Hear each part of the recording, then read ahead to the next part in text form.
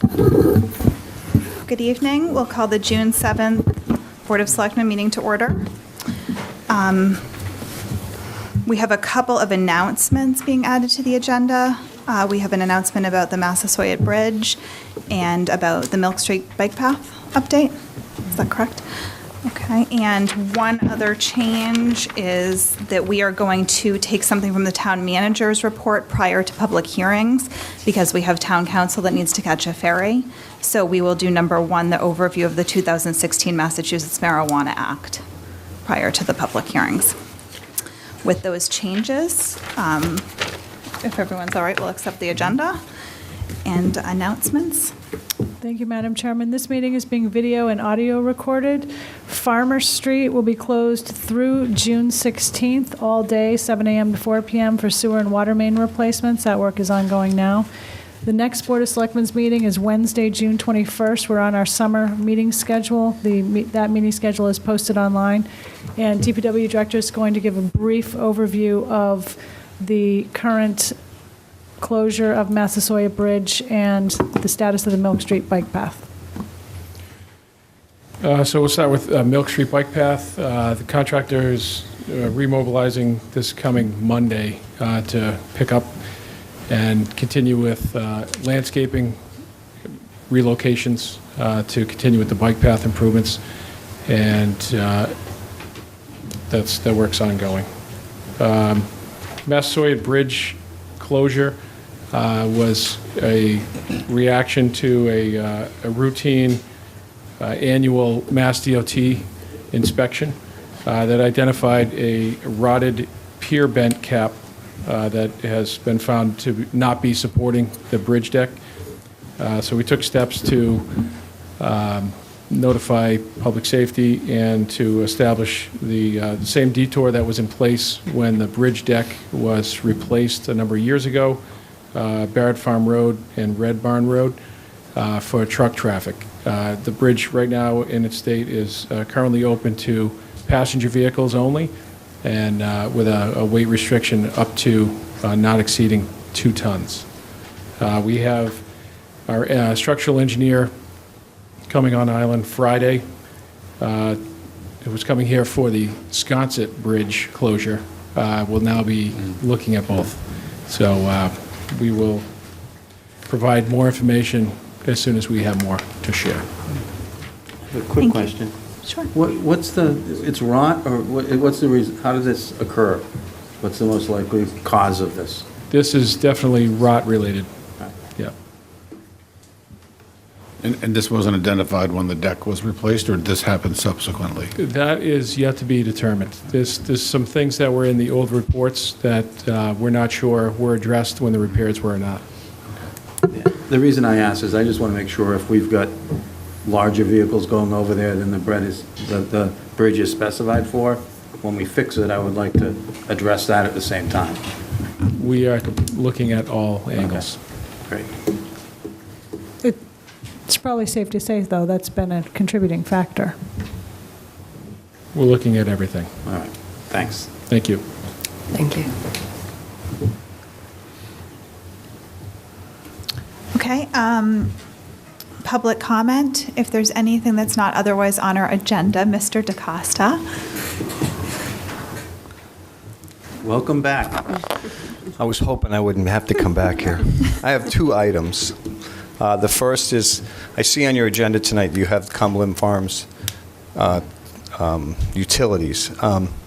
I noticed today as I drove by that it appears that they are wiring that building for an overhead service of probably 400 to 600 amps going through there. And as many buildings as we move down that road, is that necessarily have to be an overhead service, or can it go underground? Because, okay, I just wanted to bring it to your attention. The main reason I'm here is the Washington Street parking lot. It's a fiasco.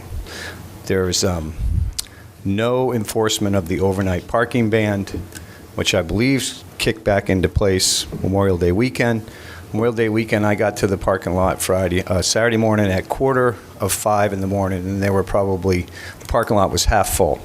It's all construction vehicles, and it's all construction vehicles that have Town of Nantucket residential commercial stickers. And evidently, they're not being ticketed because they have that sticker. And it was my understanding that no one is allowed to park in that parking lot overnight unless they have a town pier parking sticker.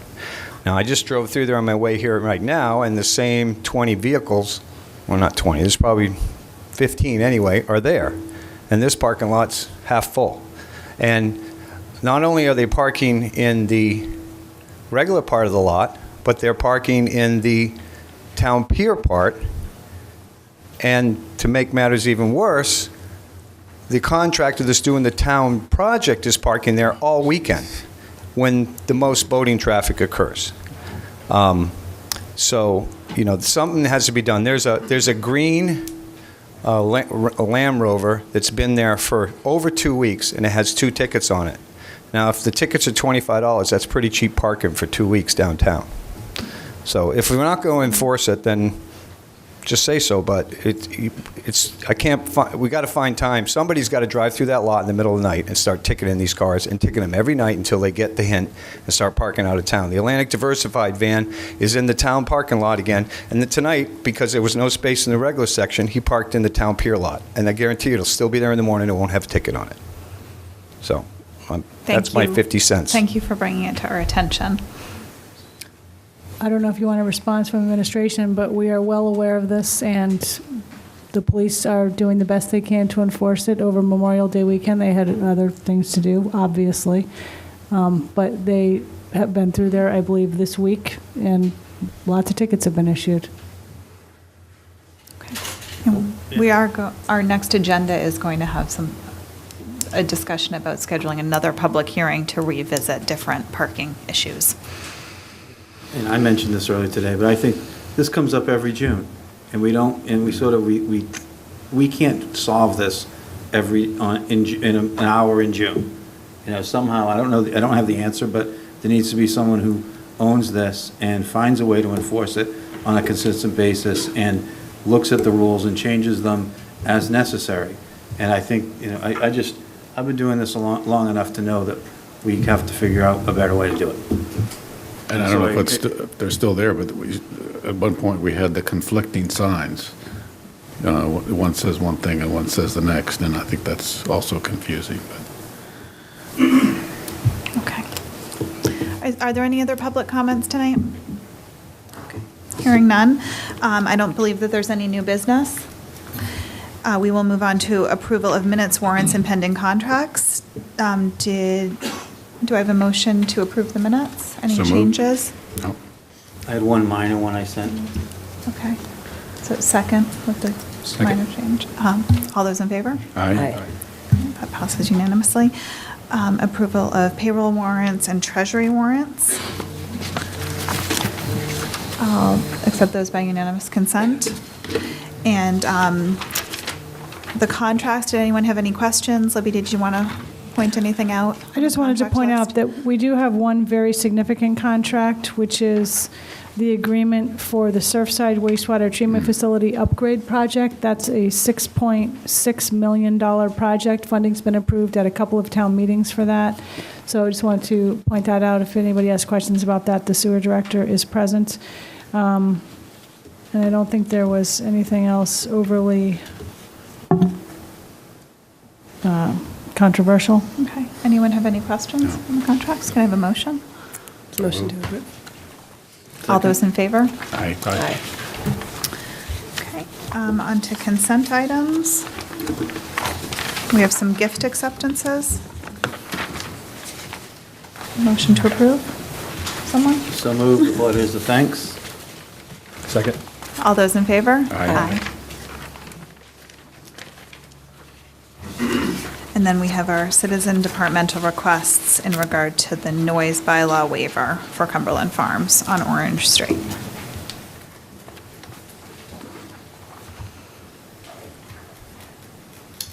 Good afternoon. Could you just state your name for the record? Sure. My name is Wayne Sylvia. I'm with DF Prey General Contractors.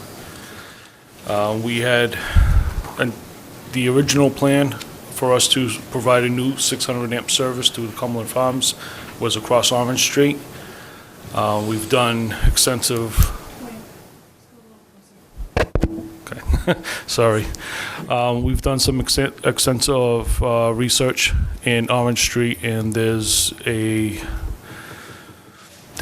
massive pipes that are in there. There's forced main and so forth. By the time we figured out what the least impactful way would be, Memorial Day came up and hit us. We approached the option of possibly doing the work at night in order for us to go across the street, which would take about a couple of weeks. As that gentleman had mentioned, we do have a mast on the side of the building. Plan B at this time would be to go overhead just temporarily until October, when the traffic on Orange Street would cease a little bit in the off-season, and then we could perform the work permanently by going under the ground. But if for some reason we run into a glitch with National Grid, we were requesting from the town a waiver for us to perform that work at night. Okay. Have we had any comments from neighbors? The neighbors haven't been contacted about this yet. We had about an hour-and-a-half meeting with DF Prey last week with various departments, and we really hashed this out and tried to figure out the best plan for the summer, knowing that after Memorial Day, traffic is really crazy, and they require 2 different road openings, one for the electric and one for the drainage.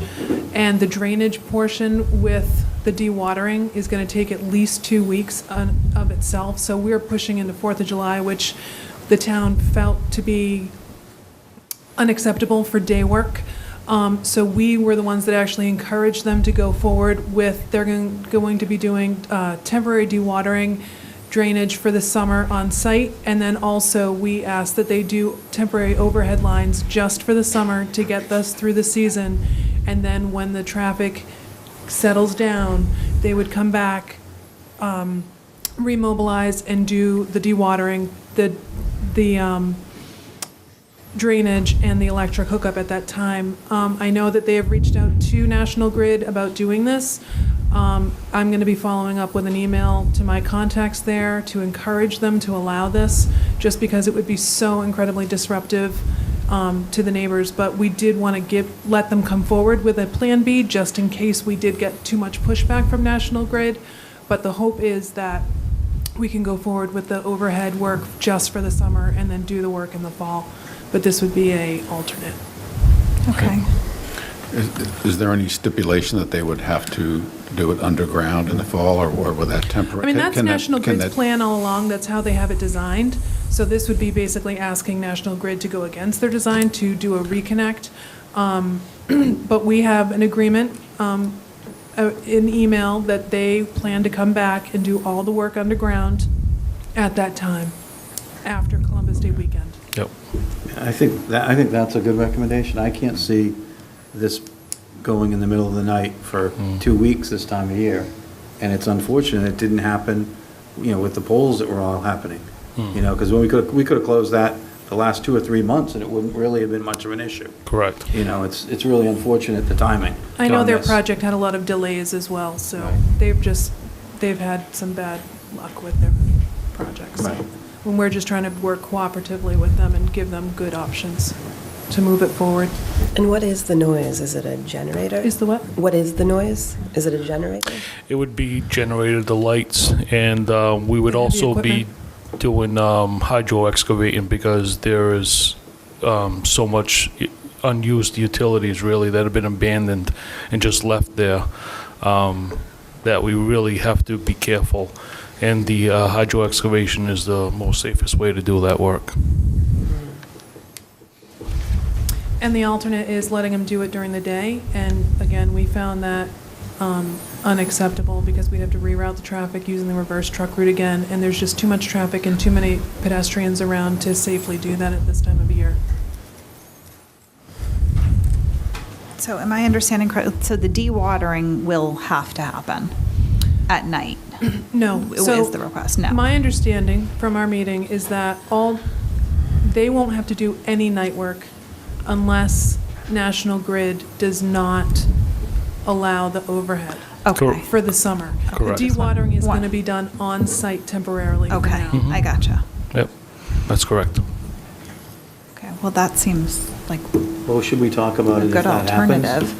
Because I'm not comfortable voting a waiver based on something else. At this point, I think it's too big of inconvenience to the neighborhood and to the island at that time of year. The thing is, though, that they have to deliver their store right after July 4th.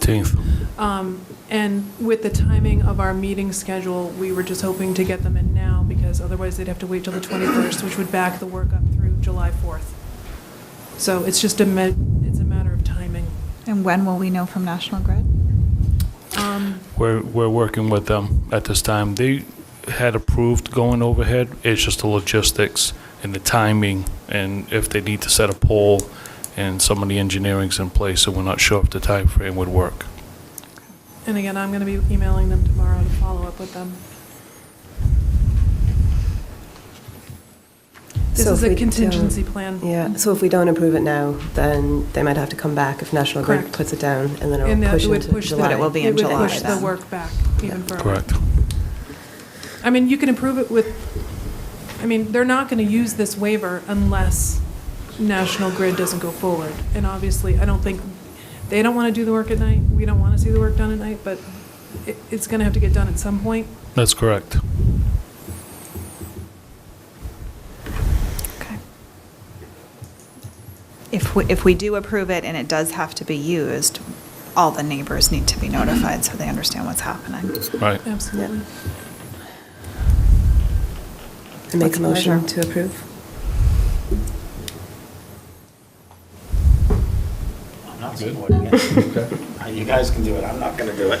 I think I if we just think it's, don't, I just think it's too big an inconvenience. You guys can do it, you can do it. but it'll be the same inconvenience, unless you think saying no means National Grid is more likely to say yes. It's going to be the same inconvenience later in the summer, which is going to be even worse. So by approving it now, there's a chance that it could all get done before the 4th. If we don't, Where the island gets Above twice as 4 busy. Yeah. And again. But if again, it's they don't have to deliver their store by July 4th. I mean, it's not our issue that that didn't happen, so. Well, the other thing would be pushing the store further out. Right, yeah, that's. I'll second it. Okay. All those in favor? Aye. I'm in favor. All those Opposed? Sorry, 3-2? 3-2. And I really Okay. hope that you don't have to use it because I'm sure the We neighbors as will be well. very unhappy. We as well, but But I don't want to shut down the ability for a store to open for the Right. season. thank you very much for your time. Thank you.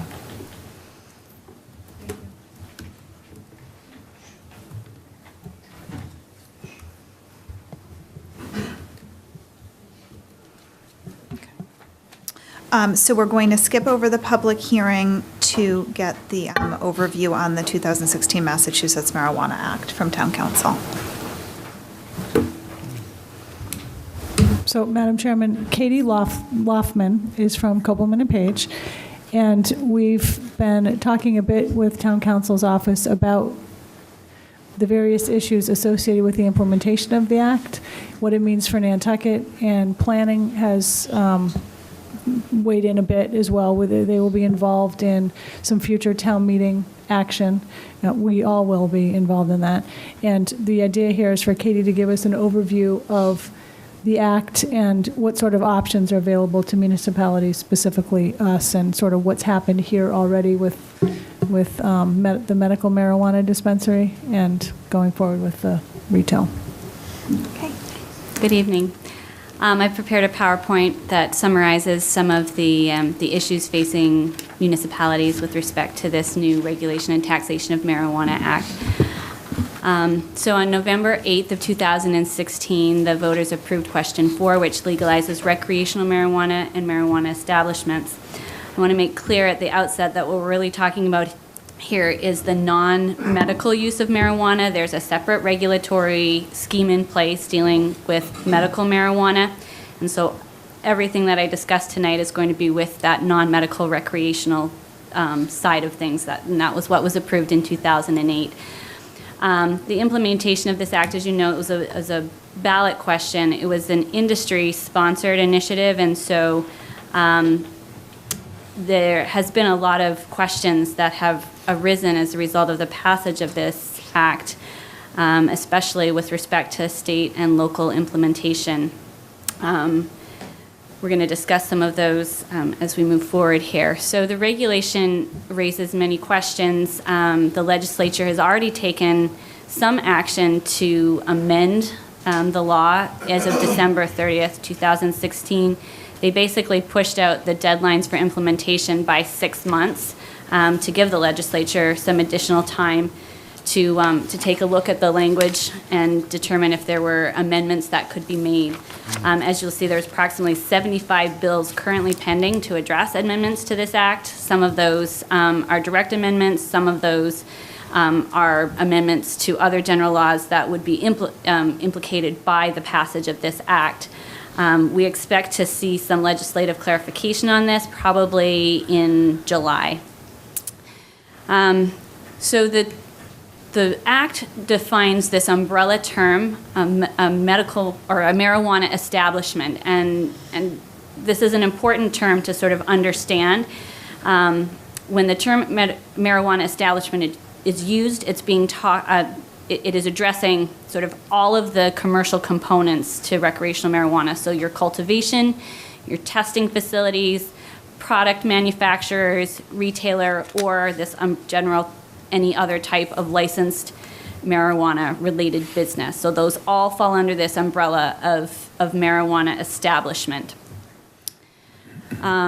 So this slide basically gives you the definitions that appear in the Act with respect to all of these different types of marijuana establishments. I won't go through all of them specifically and read them, but basically your cultivator is the grower, testing facilities, so any marijuana that's grown is going to be subject to testing, and products produced will be subject to testing to determine concentration levels, proper packaging, some of presence of contaminants, things like that. There will be a separate marijuana retail industry. That's entities licensed to purchase, deliver, sell marijuana, transport. And then you have your product manufacturer, and that's going to be everything from your edibles to your oils to your cigarettes, any way you would have of consuming the marijuana. The way this is going to be regulated on the state level is through the creation of a Cannabis Control Commission, and that's going to be somewhat similar to what we have now for alcoholic beverages. They're going to implement and enforce regulations that govern the cultivation, sale, and testing of marijuana. The commission will also have a law enforcement unit that will enforce the regulations and do compliance checks and investigation of violations. So that's all going to be governed on the state level. As of right now, we don't have a Cannabis Control Commission. They have not yet been appointed. And because of that, we also do not have any state regulations in effect.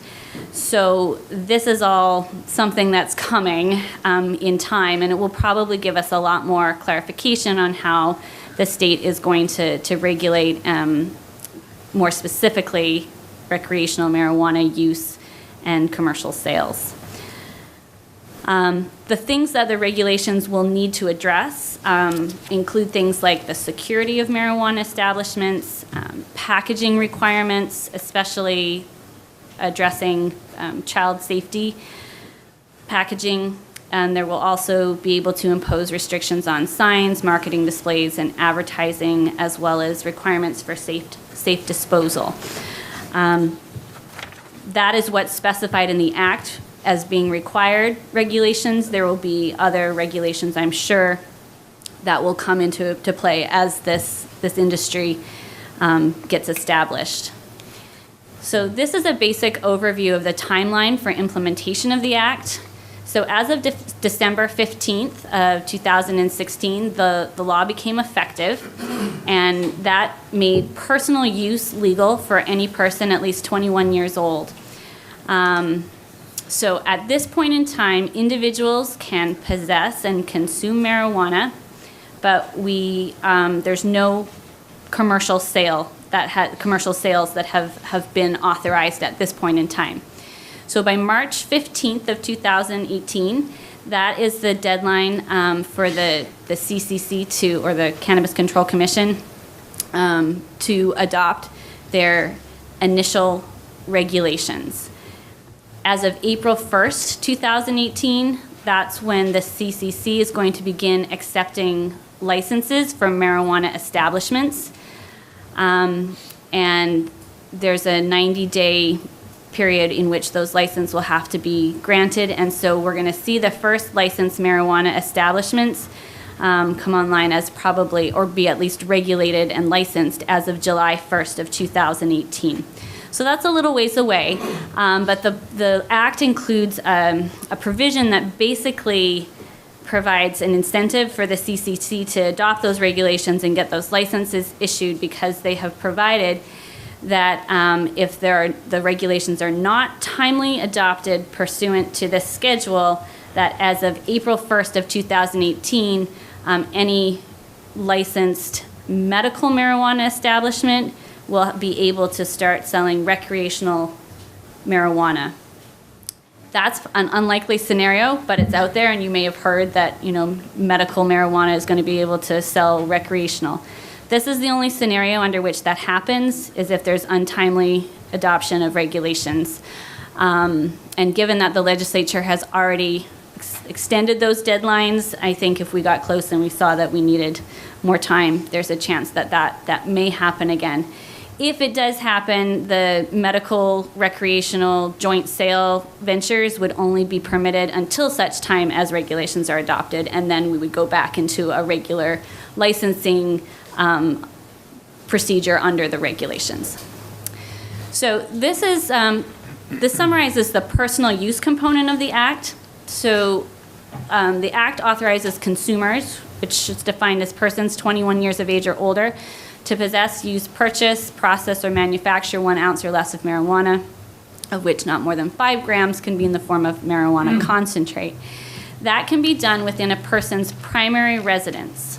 And within their primary residence, a person may possess up to 10 ounces of marijuana, and they can grow up to 6 plants.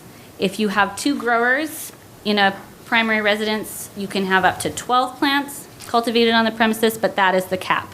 No more than 12 plants per primary residence. A person may give away, transfer without remuneration to other individuals at least 21 years or older up to 1 ounce of marijuana, as long as it's not done in public. And a person 21 years of age or older may also possess or manufacture marijuana accessories or sell accessories to a person 21 years of age or older. With the exception of that last bullet point, we are this is all authorized now. You can grow, you can consume, you can do all of the personal use side of things as of December 15th. That all came into effect. Now, with respect to local regulation of personal use, there are certain regulations or certain restrictions that apply to this personal possession. The Act does not prevent municipalities from prohibiting the possession or consumption of marijuana with any buildings owned or leased by them. And the Act does not authorize the possession or consumption on the grounds of or within a public or private school, or on the grounds of or within any correctional facility. And there's also a restriction on consumption in a public place. So as of right now, even though personal use is authorized, the locations in which that can take place are limited and restricted, and there can be individuals can be fined not more than $100 if they are found consuming marijuana in a public place or smoking marijuana where tobacco is prohibited. The Act also addresses possession of marijuana in motor vehicles. Did you have a question? How do you define public place? So public place is actually a very broad definition. It's pretty much, it will be somewhat fact specific, but public ways, beaches, restaurants, any place where a public would generally congregate would fall under that umbrella of public place. So really, consumption is pretty much limited to personal, private property, areas which the public can be restricted from entering. So there's lots of places that you can prohibit it at this point of time from being consumed or smoked. Now, with respect to motor vehicles, there's also provision. This is basically you're operating under the influence provision.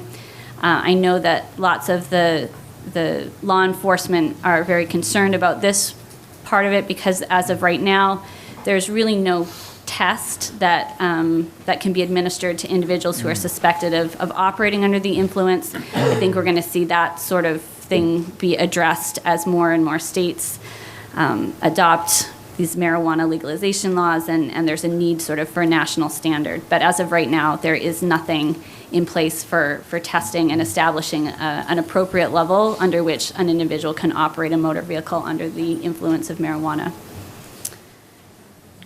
Now, this moves on to your local control, regulation, and prohibition. So the Act provides that municipalities may adopt ordinances or bylaws regulating the time, place, and manner of operation of marijuana establishments, provided that such ordinances or bylaw are not, and this is the term used, unreasonably impracticable and do not otherwise contradict with the Act. So this phrase, unreasonably impracticable, is defined in the Act as a measure that,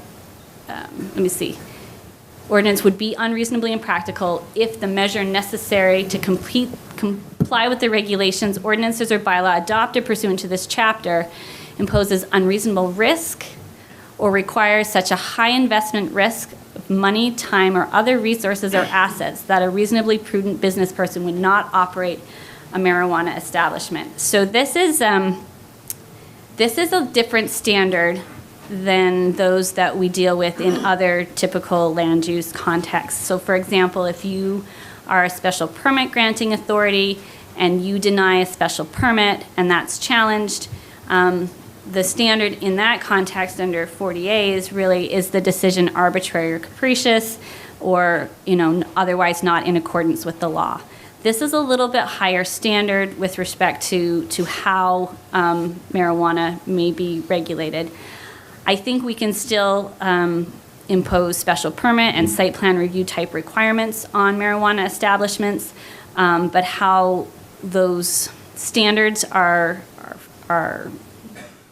set forth in the law will require a little bit of careful drafting to make sure we don't run afoul of this. I suspect this is this is a standard that is going to be the subject of litigation and interpretation by the courts going forward. If you are regulating marijuana through your bylaw, your standard practices for adoption of ordinances or bylaws apply. So you're going to go through your town meeting vote, 2/3, put it in your zoning bylaw. That's all going to stay the same. Where the Act differs from our regular sort of course of land use regulation is for municipalities that want to either limit or prohibit recreational marijuana establishments within their community. And now again, I want to just emphasize, we're not talking about the personal use component, we're in the commercial side now. So if you want to limit or prohibit the commercial marijuana establishments, either by type or in their entirety, the language in the Act that addresses this says that you may do so by ordinance or bylaw by a vote of the voters of that city or town. Now, there's been lots of debate in the last few months about what this language actually means. The use of the phrase by a vote of the voters of that city or town, when that appears in the general laws, that has typically required a vote at an election. But it's used in conjunction with by ordinance or bylaw, which implies a vote of the legislative body. So the way that the Attorney General has interpreted this and the way that we have advised municipalities to address this is to go through basically a belt and suspenders approach of having a ballot vote at a local election on whether to prohibit or limit the type of marijuana establishments within the town, and do that in conjunction with the approval of an ordinance or bylaw that follows essentially the same language. This town meeting season, there have been a number of municipalities that have gone through this procedure. Some of them have their ballot before their town meeting, some have had them after. I don't think it matters which comes first. At this point in time, we're just suggesting that if you go through this procedure, you do both. This is an area that we may see further clarification in come July when the legislature acts on making some amendments, because there has been a lot of confusion as to whether or not this is the appropriate process to go through for limiting or prohibiting marijuana establishments. So here are the areas of limitation that you can engage in through the ballot bylaw vote process. So you can prohibit the operation of one or more types of marijuana establishments within the municipality.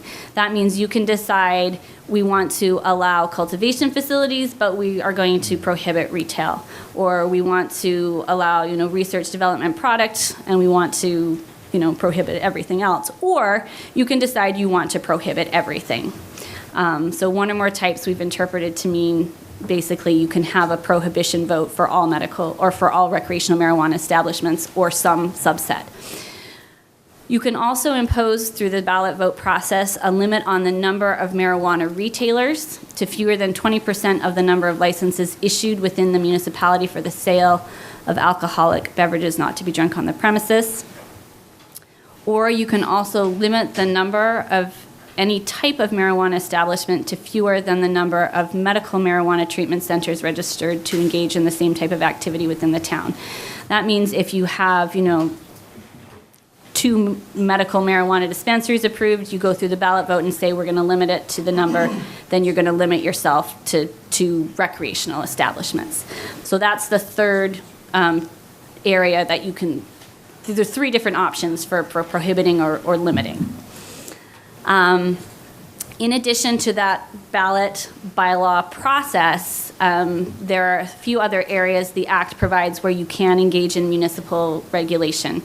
So you can impose restrictions on licensed cultivation, processing, manufacturing that is a public nuisance. This is probably going to get at those areas, especially if you're doing cultivation or processing and you have odor related to those. You can have probably through Board of Health, you can regulate the public nuisance.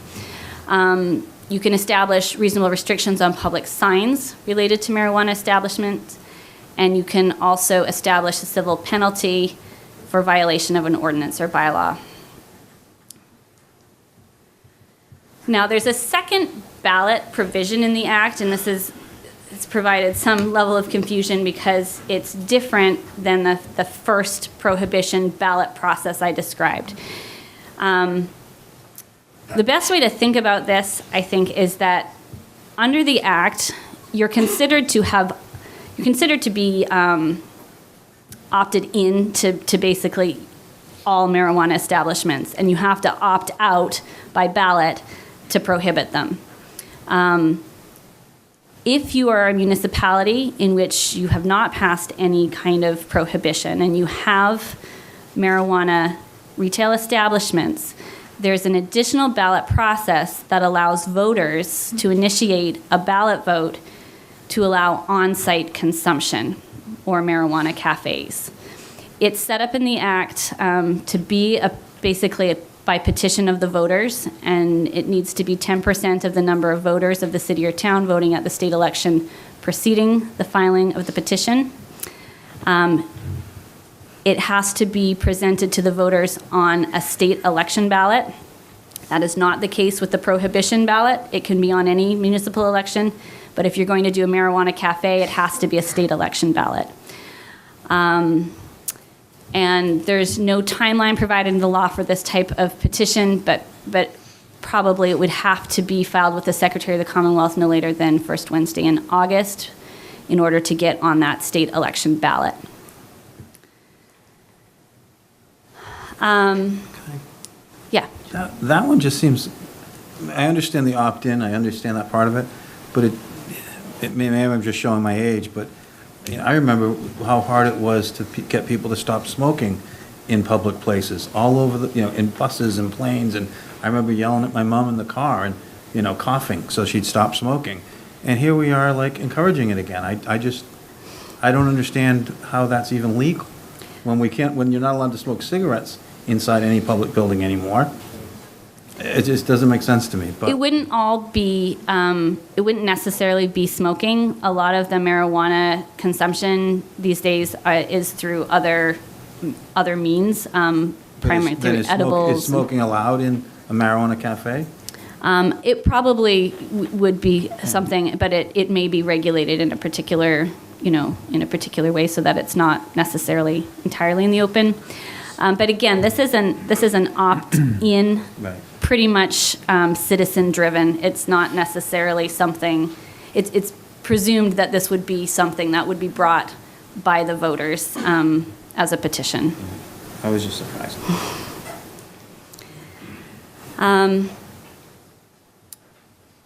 So something we saw in the medical context, which has translated over into the recreational context, is that a municipality may not adopt an ordinance or bylaw prohibiting the transportation of marijuana or making such transportation unreasonably impracticable.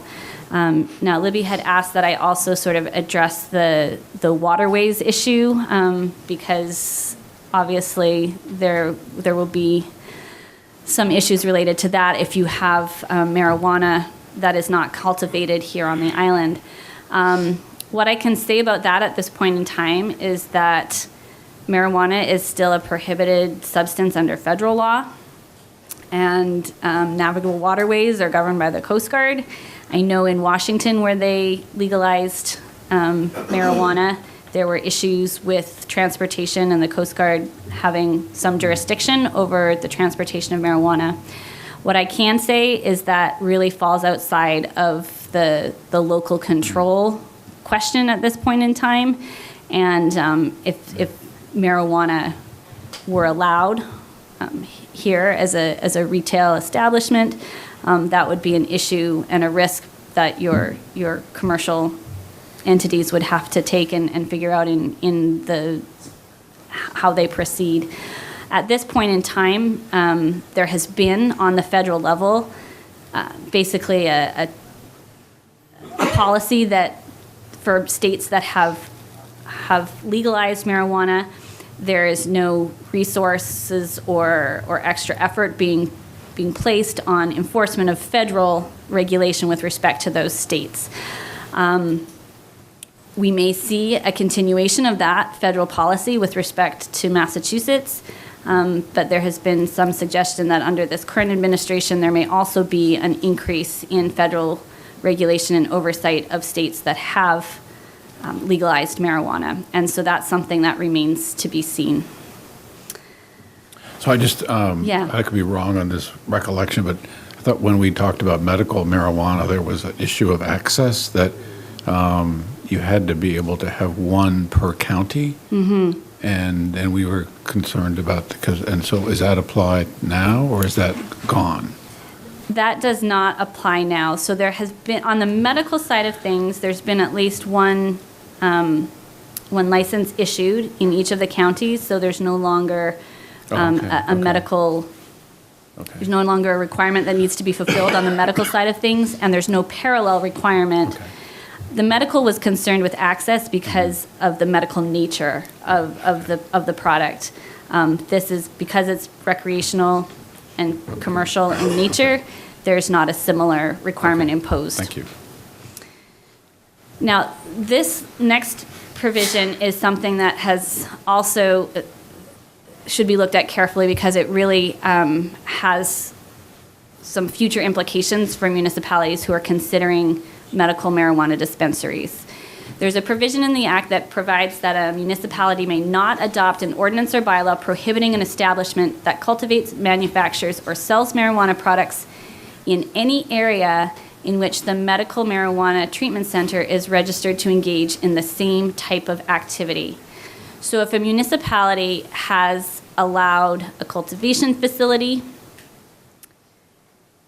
And they don't go through the bylaw ballot provision that outright bans that use. So if you're going to allow it, you cannot then pass a bylaw that restricts the recreational cultivation from occurring in the same area as you've already allowed the medical to occur. Same thing if you have a dispensary that is dispensing, you're not going to be able to restrict retail sale of recreational marijuana in the same area.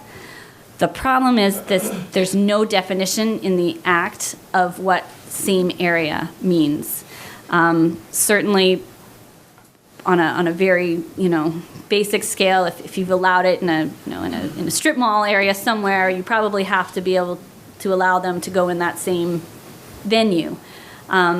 But this could be interpreted more broadly to mean that if you've allowed them in your commercial zoning district, you may not also prohibit recreational in that same commercial zoning district. It's probably going to be a fact-specific analysis, but it's something that municipalities should be aware of as they go forward with authorizing and permitting medical treatment centers.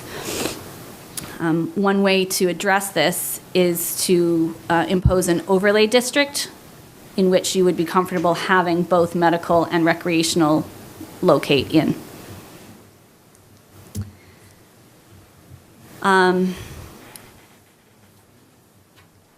We have seen on the medical side of things that many municipalities are entering into host community agreements when they issue what's known as a letter of support or non-opposition to a medical marijuana facility. The Act contemplates that similar agreements may be entered into for recreational marijuana establishments, but they impose an additional requirement that any payment under those agreements have to be directly proportional and reasonably related to the costs imposed on the municipality.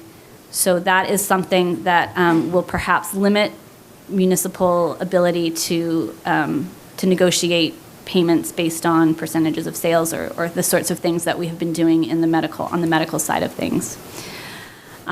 What many municipalities are doing right now to give themselves time to study this issue and think about the implications and what their policy is going forward is they're adopting a zoning moratorium. The Attorney General is approving zoning moratoriums through December 31st of 2018. And what that basically means is that even though the marijuana establishments will begin to apply for licenses as of April of 2018, if you have a zoning moratorium in place that extends through December 31st, they will not be able to come in and apply for a license in that community because the zoning will prohibit it. That we're not going to, I doubt we will see the Attorney General approve anything beyond December 31st of 2018, but that gives municipalities a little bit of extra time, a little bit of extra breathing room to wait and see what the CCC does with regulations and determine whether they want to go forward with either a prohibition ballot vote or just adopt standard zoning to regulate time, place, and manner. Now, if you are going to adopt ordinance or bylaws, those should be in place before April 1st of 2018, or you should have a moratorium that extends beyond that date. And this is because a moratorium may not be effective and then this is just as a follow-up to the last point. If you have a permitted recreational or a medical marijuana establishment, your moratorium may not be effective in prohibiting someone from coming in and seeking an application in that same area for the same type of activity, and that's sort of just as a caution. Really briefly, under the amendment to the act that came in place in December, the legislature exempted marijuana from the agricultural exemption, basically took it out. So you can't claim an agricultural exemption for growing, cultivation, distribution of marijuana. With respect to taxation, Section 3 of the Act allows cities and towns to impose local sales tax of up to 2% of total sales as consideration for the sale of marijuana or marijuana products. This is going to be a local acceptance provision. It'll have to be by vote of town meeting. We suspect that this percentage may be amended by the legislature. It may go up, so we've recommended that if you're going to go through the local acceptance process for that tax rate, wait until we see if it's a higher taxation rate before you go forward with adopting that local acceptance provision. And then just to conclude, the new law will also have some implications for public employers. The relevant portion of the law provides that this chapter shall not require an employer to permit or accommodate conduct otherwise allowed by this chapter in the workplace, and shall not affect the authority of employers to enact and enforce workplace policies restricting the consumption of marijuana by employees. So despite the legalization, you can still continue to prohibit employees from using or possessing marijuana in the workplace or in public buildings or working while impaired. And then marijuana is still prohibited for federal law, and so your federal law prohibits that marijuana be consumed by employees possessing firearms, such as police officers or individuals who are required to hold a commercial driver's license, and those provisions will remain in full force and effect despite the change to Massachusetts law. So there's your basic whirlwind summary of the act, but I am happy to answer any specific questions you may have, and I understand we maybe like to have a discussion about what might be the best step forward for Nantucket. Thank you very much. You're welcome. It was really helpful. I Any other think questions? there's a lot of dates and a lot of things that we need to do depending what choices we make. And I think that's my worry, is how do we sort through it all and make sure we don't miss something. I mean, the most important thing at this point in time, in my opinion, is to consider imposing a moratorium. I mean, that is what's going to buy you some additional time to consider whether you want to go forward with either some level of prohibition or whether you want to go forward with full, authorization through zoning amendments. Your zoning bylaw changes obviously would have to be done. A moratorium would be posed as a change to the zoning bylaw and would need to be done at a town meeting. So we're recommending, if you haven't done that already, to do so in the fall, to make sure it's in effect by April 1st. I have a question. You may not know this. Andrew might have to answer this. Where do we allow medical facilities currently? Is it by zoning or? Yeah, that's what I thought. So we allow dispensaries in 2 zoning districts, commercial neighborhood, commercial industrial. And we have not, it's allowed by special permit from the planning board, and we have we have not issued a special permit on a dispensary yet. So I know I think they went through your process, and maybe they're licensed by the state according to what you said. And we gave a letter of support, I think, and then. Of non-opposition, I believe you issued. Non-opposition. Non-opposition, there you go. And, but we have not fully permitted one yet. And so I guess this is a sort of like, commercial neighborhood and commercial industrial are fairly large districts. Well, they were picked for a couple of specific reasons. Number one, I think there was a feeling they shouldn't be located directly in the downtown on Main Street, or the first thing you see as you come over on the ferry. So it's prohibited out of the commercial downtown district. We also didn't include it in the commercial mid-island around, which is closer to the school, grocery stores, things like that. So the commercial neighborhood are actually fairly small. And commercial industrial, as you know, is out sort of around the airport. And so those are the 2 districts that it's limited to. And if we did an overlay, could we shrink that further, or what's, because my concern is if we allow it in, sort of one place and then we vote more commercial neighborhood, you have to have it everywhere. So how do you address that if we do want to do it, but don't want it out of hand? Yeah, again, I just emphasize that at this point, we don't know what, the same area interpretation is going to be. It could be as broad as the entire zoning district, or it could be interpreted more narrowly. The safest way going forward, if you want to restrict it to more than you allow for medical, is to create a joint overlay district for medical and recreational that calls out specific properties where you would be comfortable having both. And when we when we issue a license, like what we do for liquor licenses, do we have to make a determination if it's within a certain proximity to a school or a church? So unlike the medical side of things and unlike liquor license, there is not anything in this act that gives the Board of Selectmen licensing authority. Okay, so that's not there yet. Okay. Yeah.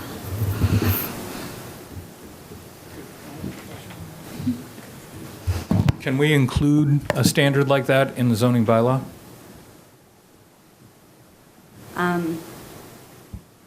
You mean to include like a general bylaw licensing requirement? No. For example, with adult uses, we have minimum setbacks that are included in the zoning bylaw as performance standards, a part of the, whether an adult business can be permitted or not. Can we do that for this recreational? So again, the standard is going to be whether or not it's unreasonably impracticable. If you impose setback requirements that are so rigorous that even though you've cited it in a particular overlay district, nobody could meet those setback requirements and find a location, that would be unreasonably impracticable. So it's going to, certainly you may impose setback requirements, you may propose design standards, but they're going to have to meet that unreasonably impracticable standard. But so it probably wouldn't be unreasonable to say it has to be at least 1,000 feet away from a school. Yeah, as of right now, that is something I would anticipate would be addressed in the regulations. That was addressed in the medical regulations, and it provided that municipalities could impose an even stricter setback or buffer requirement. But if they didn't impose one, the default was what was included in the state regulations. We'll probably see something similar or along those lines on the recreational side, I would imagine. Okay. And so our town meeting is April 3rd this year. So if we wanted to put in a moratorium till December 31st, we would have to have a town meeting prior to put that in. It would absolutely be my recommendation that this be voted at a special town meeting prior to next April, because the Attorney General has basically stated her position is going to be that in order for a moratorium to be effective, it has to be in effect as of April 1st, and that is she's also stated that that means having been voted and also been through the Attorney General review process. So definitely April 3rd would be too late. Okay. Yeah. So we might have to talk about that again soon. Or we sort out Yeah. whether we want to have the same number as the medical facilities or some other variation. We could For do the we could April do the 3rd work. town We could meeting? do the work and not have a moratorium. So licenses, they can apply for licenses as of April 1st. Whatever zoning is in place on April 1st, if someone applies for license as of April 1st, that's going to govern. Now, I will say that there is preference given under the Act for individuals who have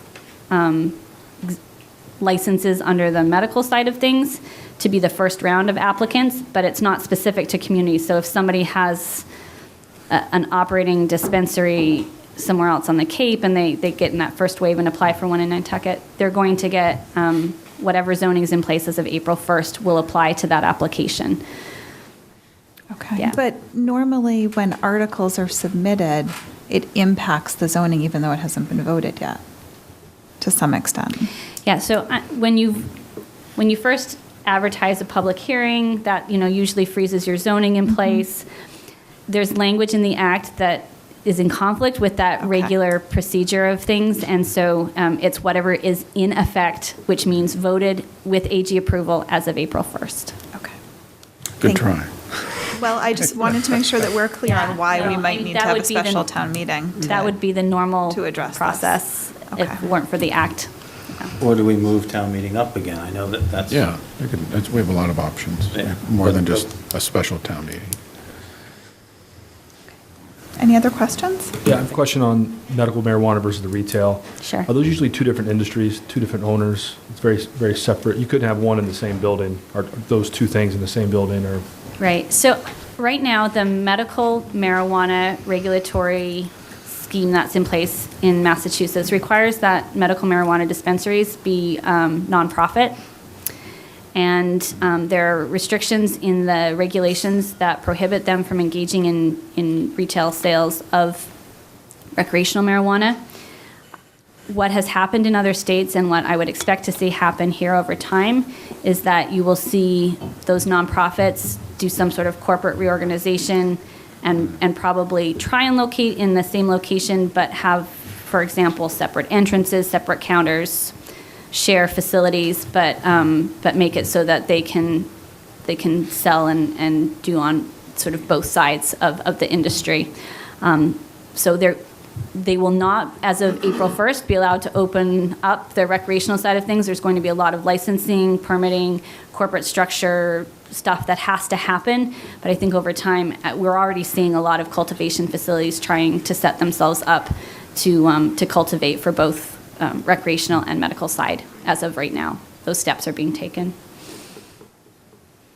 I guess one more question. Is there any limitation right now on our medical side other than the zoning?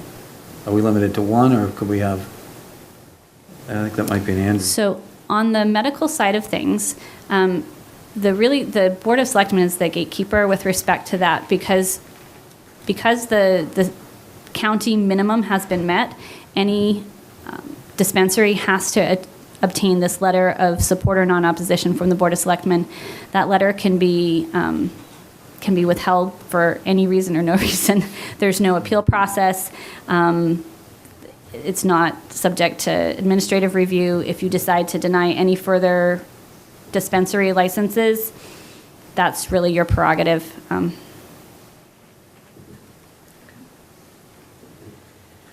There's a lot of policy issues for us to consider. Yeah, we're going to have to talk about this some more, but thank you so much. I know we have a boat to catch. And happy birthday, Andrew. Question from the audience? 1 second. If I understood you right, you said that an entity from the Cape who already has a licensed medical marijuana facility has preference to apply for a recreational one here. Is that correct? Well, They don't have to necessarily do it in the county they're in right now. Right, and they don't even necessarily have to have a registration or license in Massachusetts. There's a defined term in the Act that basically calls them experienced marijuana providers. I think that's the term. So if they meet the standard definition of having experience, then they get to apply in the first wave of applications. So there's a very good chance that we can end up with a recreational store here before we have a medical store. Well, there's a lot of things that have to happen before, and But, I mean, that's yeah, I mean, there are a lot more professional people in the recreational business than there are in the medical, so Right. they're going to be able to move things a lot faster than the entity that's in place now. And it's a for-profit Right. entity versus a nonprofit. So it sounds like we're having a special town meeting in the fall. And I thought you were going to offer to transport it, Bobby.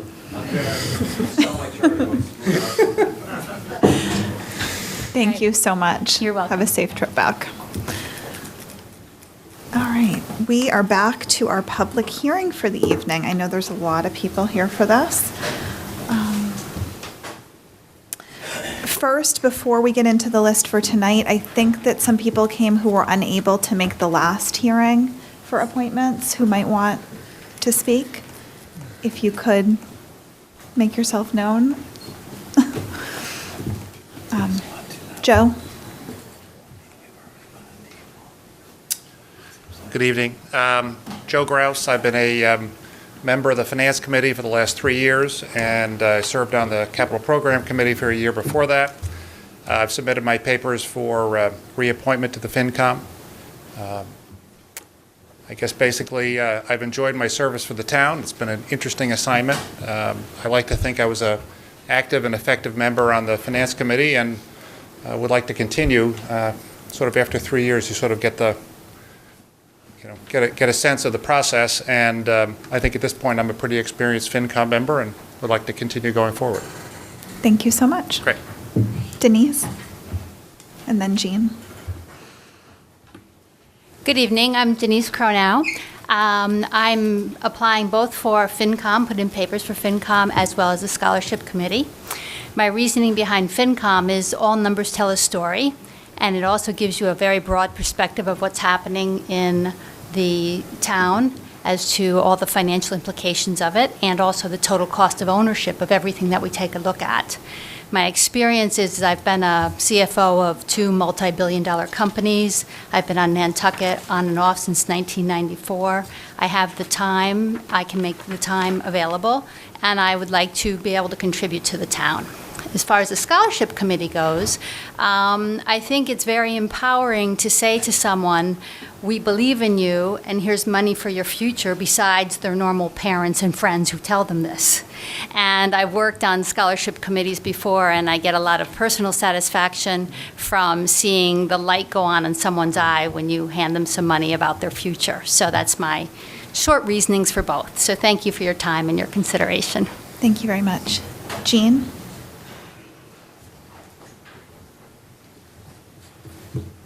Good evening. I'm Jean Grimmer. I was appointed to the Finance Committee to fill out John Tiffany's term and have submitted my papers and a letter to continue serving the town in that capacity. Thank you very much. You're welcome. Linda, did you want to speak? Did you want to speak? Do you want to talk on any? You were up for something last week that you missed. I thought that you wanted to say something too. Richard, were you up for something last time? Excuse me? Were you up for something last time? Or, I'm going to go through the list in a minute. Sorry. I'm just taking the people who missed the last hearing. Go ahead. Airport Commission, is that where I am? Yes. Okay. I just have to solve somebody's problem that was out there. I put my name in for the Airport Commission because I think it's time for a change out there. The Airport Commission is not a fiefdom unto itself, and it needs to be more responsive and do things that benefit the community and the flying public, and I think they've lost that mission. They need to follow town policy and be more responsive to town administration as well. It seems like they get appointed and off they trot into the sunset. We've already been docked by the government, and it was very costly the last time they went off the rails, and that took several years to fix. I've been flying in and out of that airport for 62 years. It's not that I'm unfamiliar with the old, like Matt, the old terminal and every terminal incarnation since then. I'm kind of concerned. I've watched a lot of the meetings over months, and some of the meetings are not taped because they seem to have them out at the airport, and sometimes the minutes aren't really readily available. So I'm a little concerned about having Airport Commission meetings that are not taped, except for maybe a verbal tape. They're not up on the TV. I don't think the resources at the airport are being managed very well. There are pieces of property that they're advertising that are too large for most commercial guys to qualify for or afford. There was a group of 3 guys that went to the Airport Commission and wanted to lease one of the 1 acre or 2 acre pieces, and they wouldn't do it because there were 3 guys involved.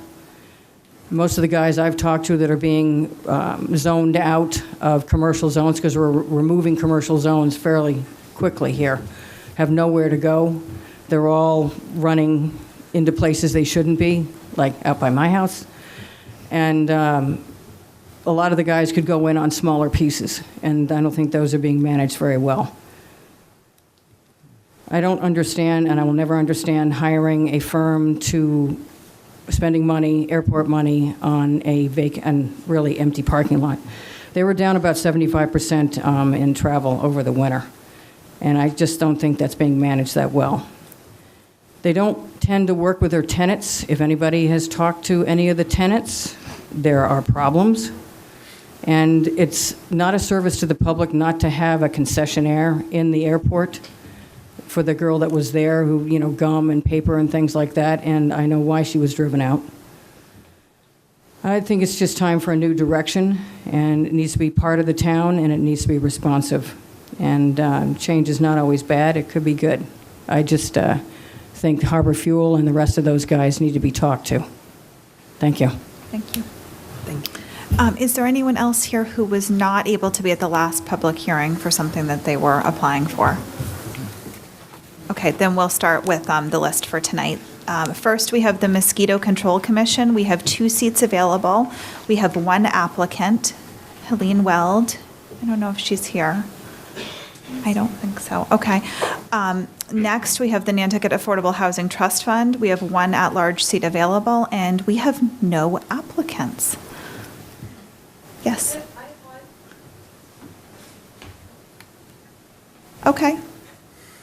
Are we missing an application? My name is Brooke Moore, and I applied some time back. And I've been working on some housing advocacy work with Tucker Holland over the last year or so, learning about what's going on with affordable housing on Nantucket, and I decided to get involved in an official capacity. So I'm there. I'm a social worker and a bookkeeper, so I have financial background as well as social work background, and it's a passion of mine that we do something to solve this problem. Thanks. Great, thank you. Maybe you can touch base with Erica about locating your application. Nantucket Historical Commission, we have 2 seats available and no applicants. There was also some question because they haven't had a meeting in a while. Yeah. Okay, so there's availability on that board if anyone And then wants to get involved. At some point, I don't think we have to do it tonight, but at some point we should discuss Yep.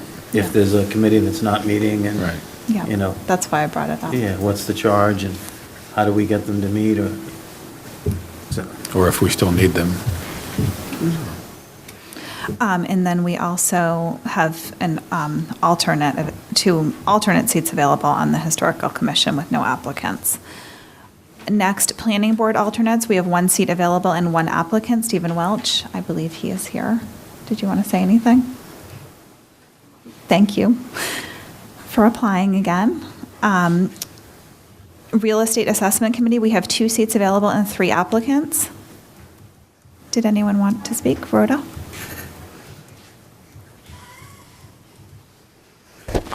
Thank you. I'm Rhoda Weinman.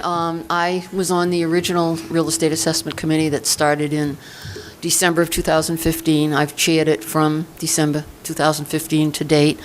I've been an attorney on Nantucket for 32 years in real estate, and I would like to continue. I think we've made a lot of progress with pricing and with some other things, and I'd like to continue on. Thank you. Penny?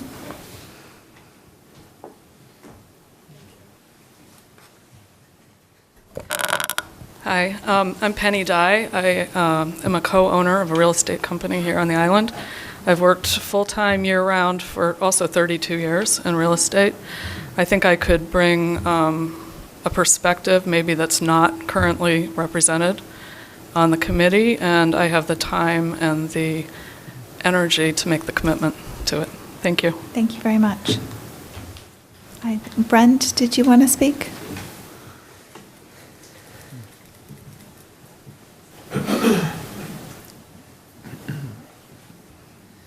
Thank you very much. Sorry, juggling some kid drop-off in between the town meeting. My name is Brent Tartamella, and I moved here in 2004, and I've been here since on island full-time year-round since then, basically in the hospitality world, and last year joined a real estate firm, so I think Fisher Real Estate. So being on island for 14 years, I think I bring a unique perspective, and with the real estate background and the education that I'm getting and the commitment to volunteer and service. So thanks. Thank you very much. Next, we have the Roads and Right-of-Ways Committee. We have 4 seats available and 4 applicants. I see a couple of people here. Did anyone wish to speak? And you know that Nat was unable to come. Yes.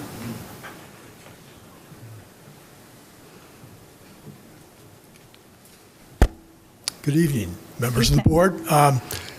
Lee Saperstein just said this was alphabetical, and so my name is Rick Atherton with an A.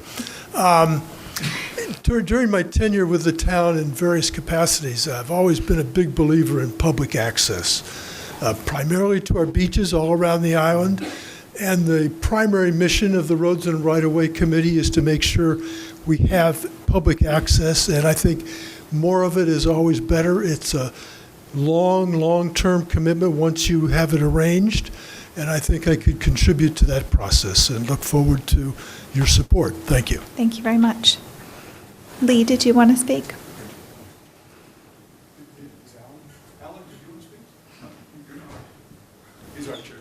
He's not up.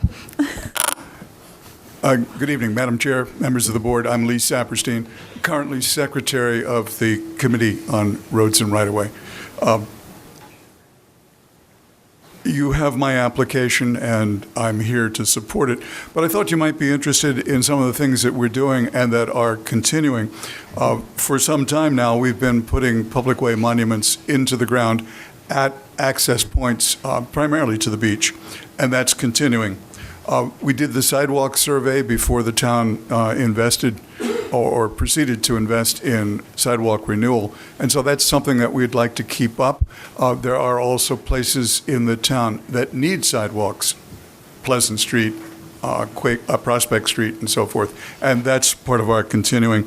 And we're looking, of course, at the great progress that we're making in bicycle paths and some of the road takings that might accompany the few extensions of the bicycle path. Two things that I'm working on and would enjoy continuing to do is developing a procedure and process for the town to deal comprehensively with Chapter 91 licenses. And then one of my favorites is I'd love to see a walking trail along the historic Nantucket Railroad, and maybe we can get to that point. So I appreciate the opportunity to be active. By the way, as a note of thanks, I've read most of the applications, and I've noticed that there's an eleemosynary, charitable thrust to these. We want to give something to the town. I'd like to thank you because I enjoy what I'm doing, and I appreciate the opportunity to be involved. Thank you. Thank you very much. I know that Nat couldn't be here, and I don't think Bert could be here. Okay. Next, we have 2 seats available on the scholarship committee, and we have 4 applicants. We heard from Denise, and I think that there's a couple of others here. Might want to say something? And Jane could not. Okay. Jane's not able to be here, but Christy and Jana are here. Hello. Shorter. Hello. I'm Christy Flaherty. I'm a Nantucket native that just returned back to Nantucket, and I'm eager to get involved. I am a recipient of the Nantucket Scholarship, the Town Nantucket Scholarship, and so I would be happy to volunteer on this committee, and I know how important it is for student success to have the financial aid, and that's why I applied. Thank you very much. I'm Janet Duarte. I currently have a college student, and I have a high school student as well, so I know the due process of the scholarships and how important they are, and I would also feel as though I could be helpful with the knowledge of the local students and their families with scholarship help. Thank you very much. Steamship Authority, we have 1 seat and 1 applicant, Nat Lowell. He is not here. Town Government Study Committee, we have 7 seats available and 10 applicants. Richard, would you like to speak? Thank you, moderator. For those of you who don't know me, my name is Richard Ray. I was the director of the Public and Environmental Health Department for the town of Nantucket for 37 years.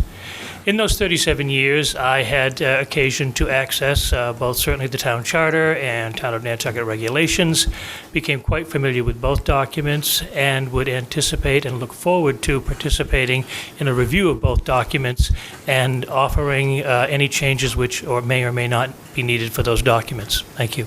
Thank you. We also have John Brescher, Curtis Barnes, Penny Dye, Matt Mulcahy, Nancy Wheatley, Christy Flaherty, Tucker Holland, Linda Williams, and Rick Atherton. I know some of you are here. Would you like to speak? Linda? Go ahead.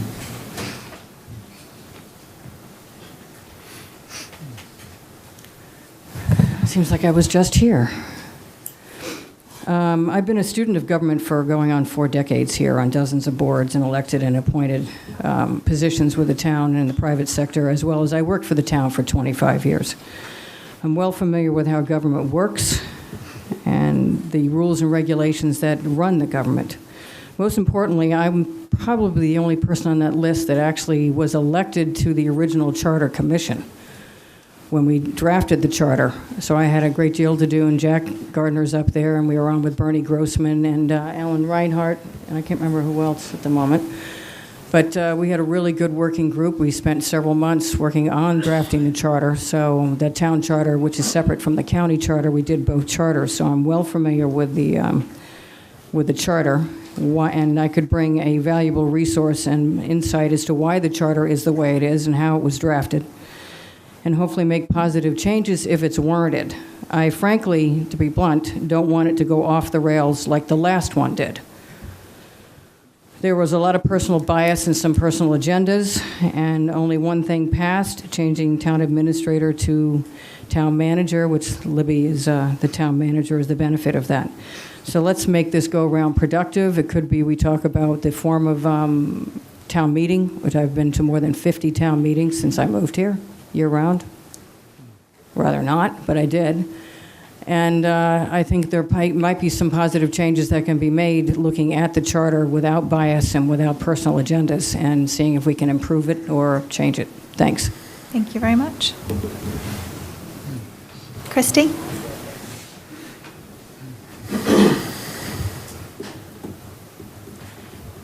Hi again. So I was interested in this position because of my personal and my professional background. With a master's in economics, economics is all about trying to improve efficiency, so being able to determine how to best use the resources for the town and help all populations, currently year-round and the summer residents. And personal, just coming back to Nantucket, I want to make sure that Nantucket is going in the right direction, and again, we're using those resources correctly. Thanks. Thank you. Rick?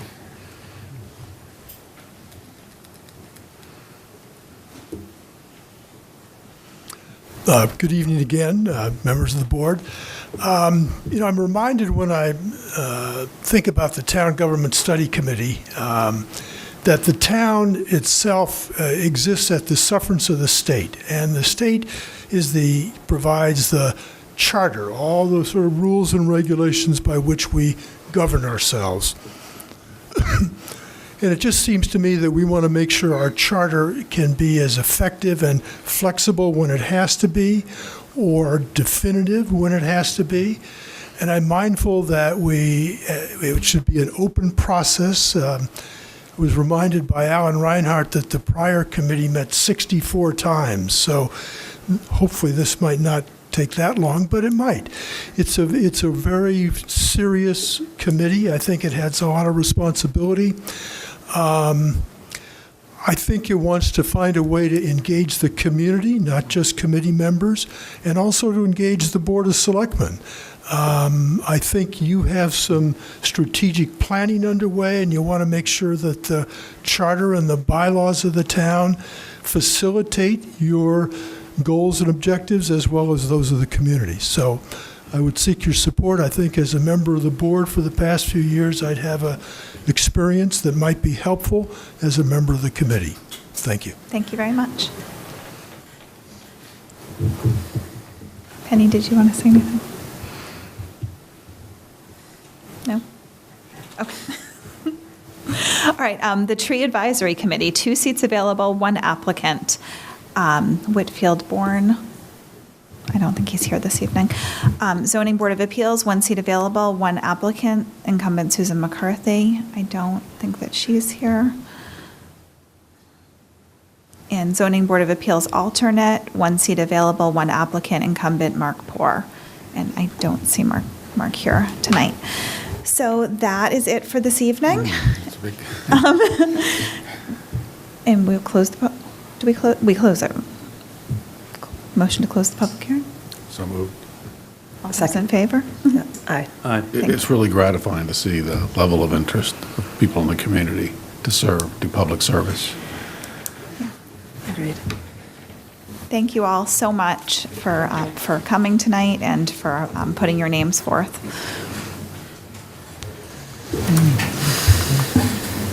Okay, now we are back to Town Manager's Report. Our next item is our Island Home Facilities Improvement Update.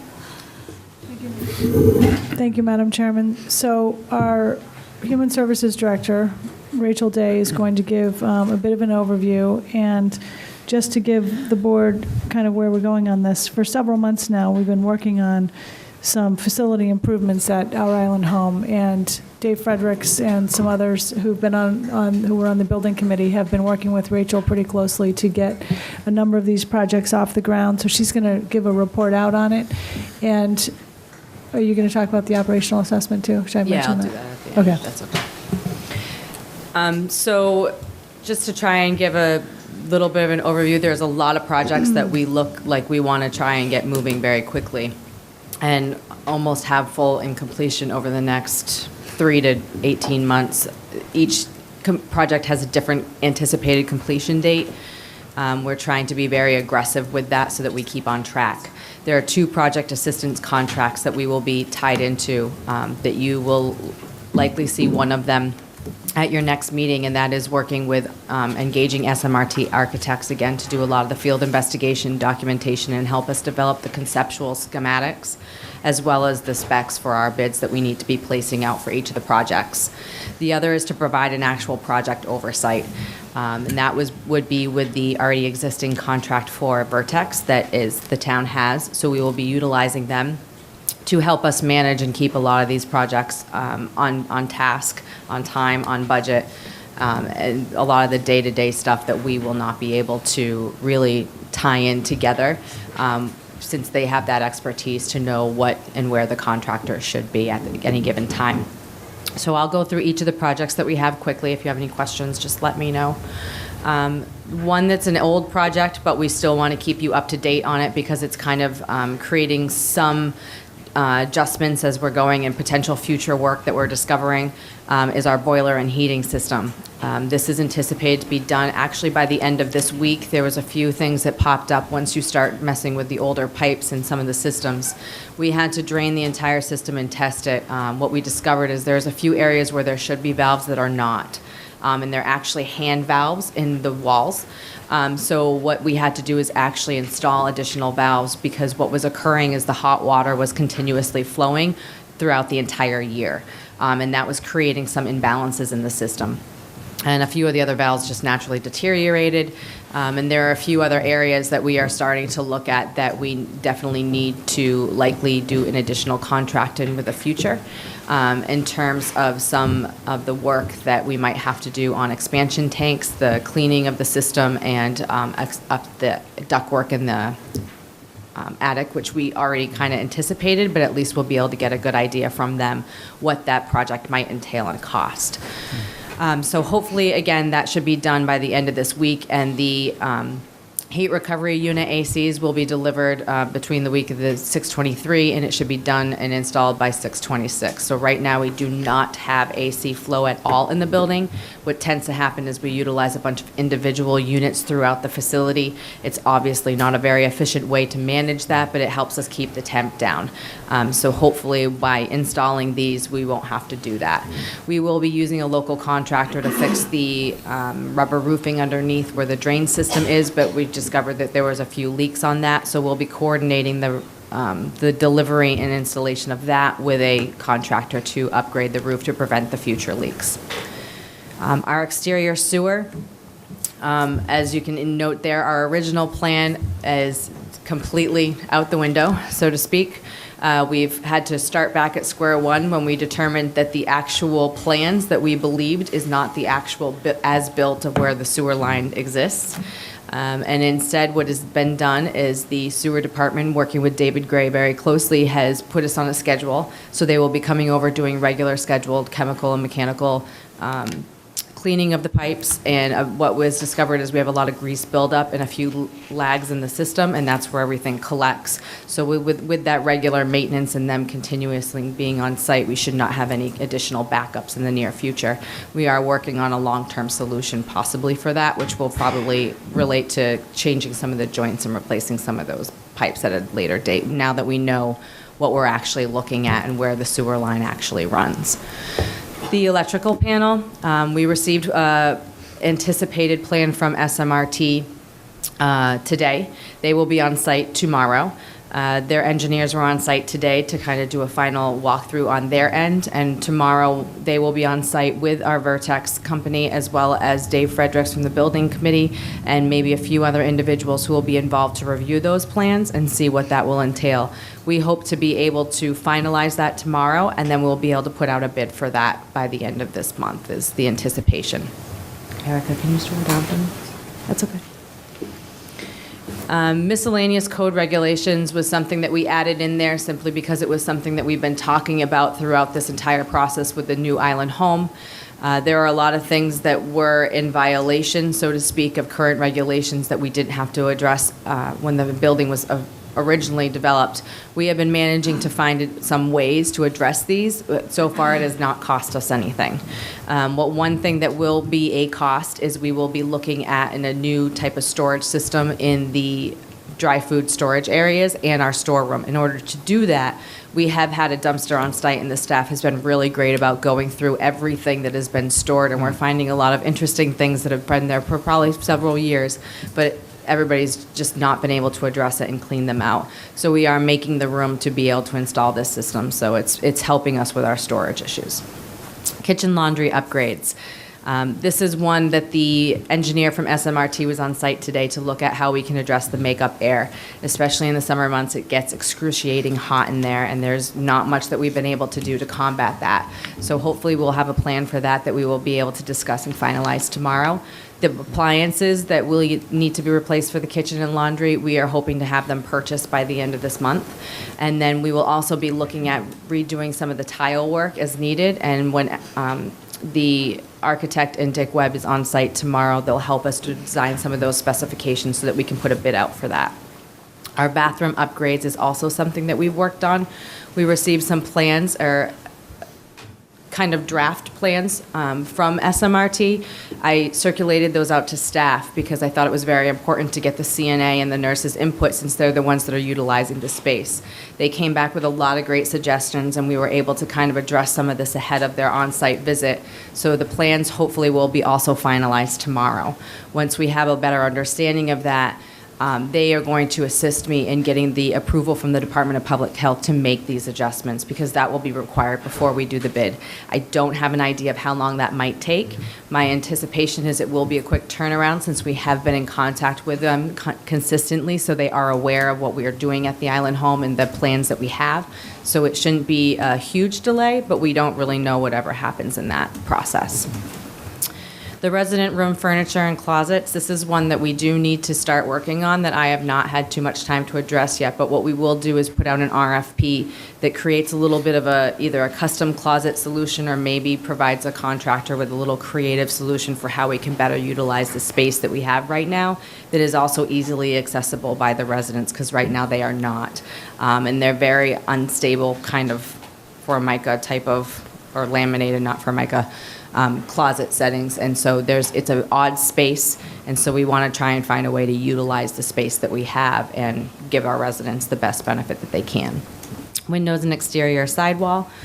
This is something that I am hopefully having Ed King, who is our Island Home Plant Supervisor, oversee. He is going to be able to help us develop the actual bid specs, and this is one bid that I do hope to have out within the next 30 days.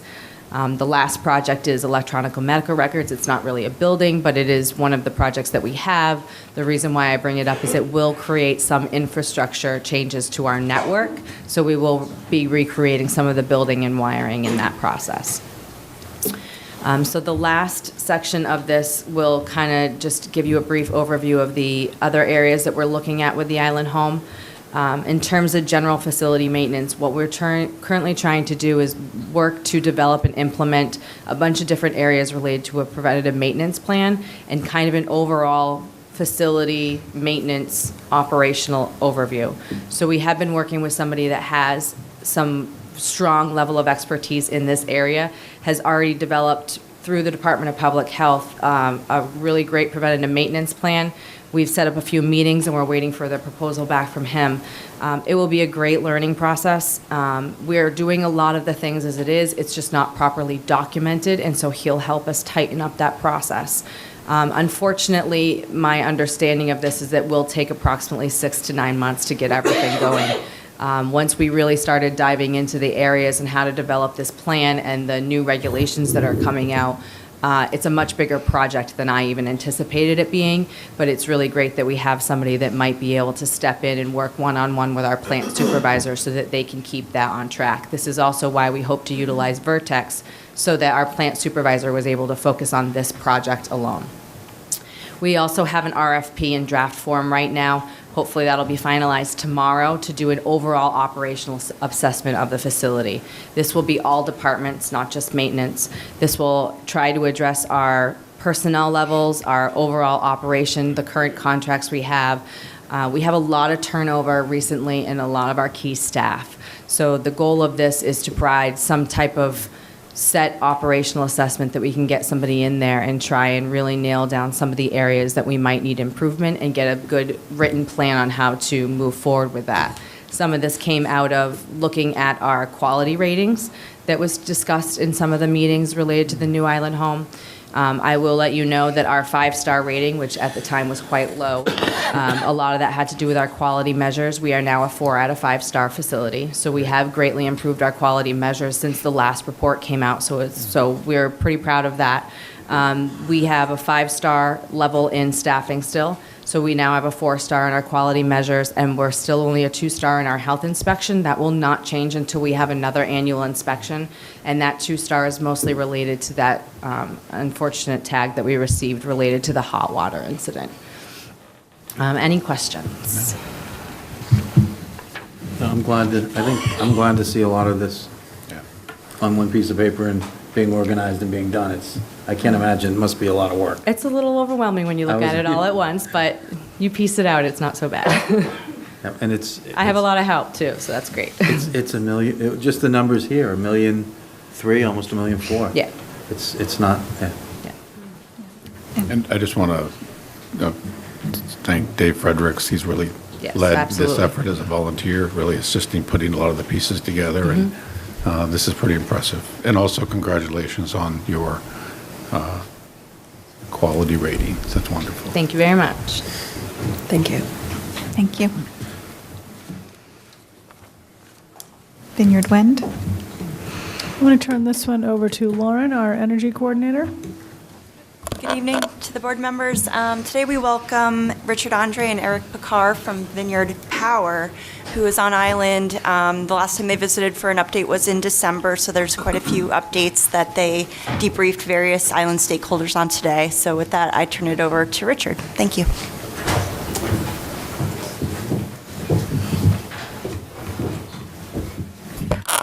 Well, thank you very much. The last time I came, an update was at the December Selectmen's meeting at the end of last year.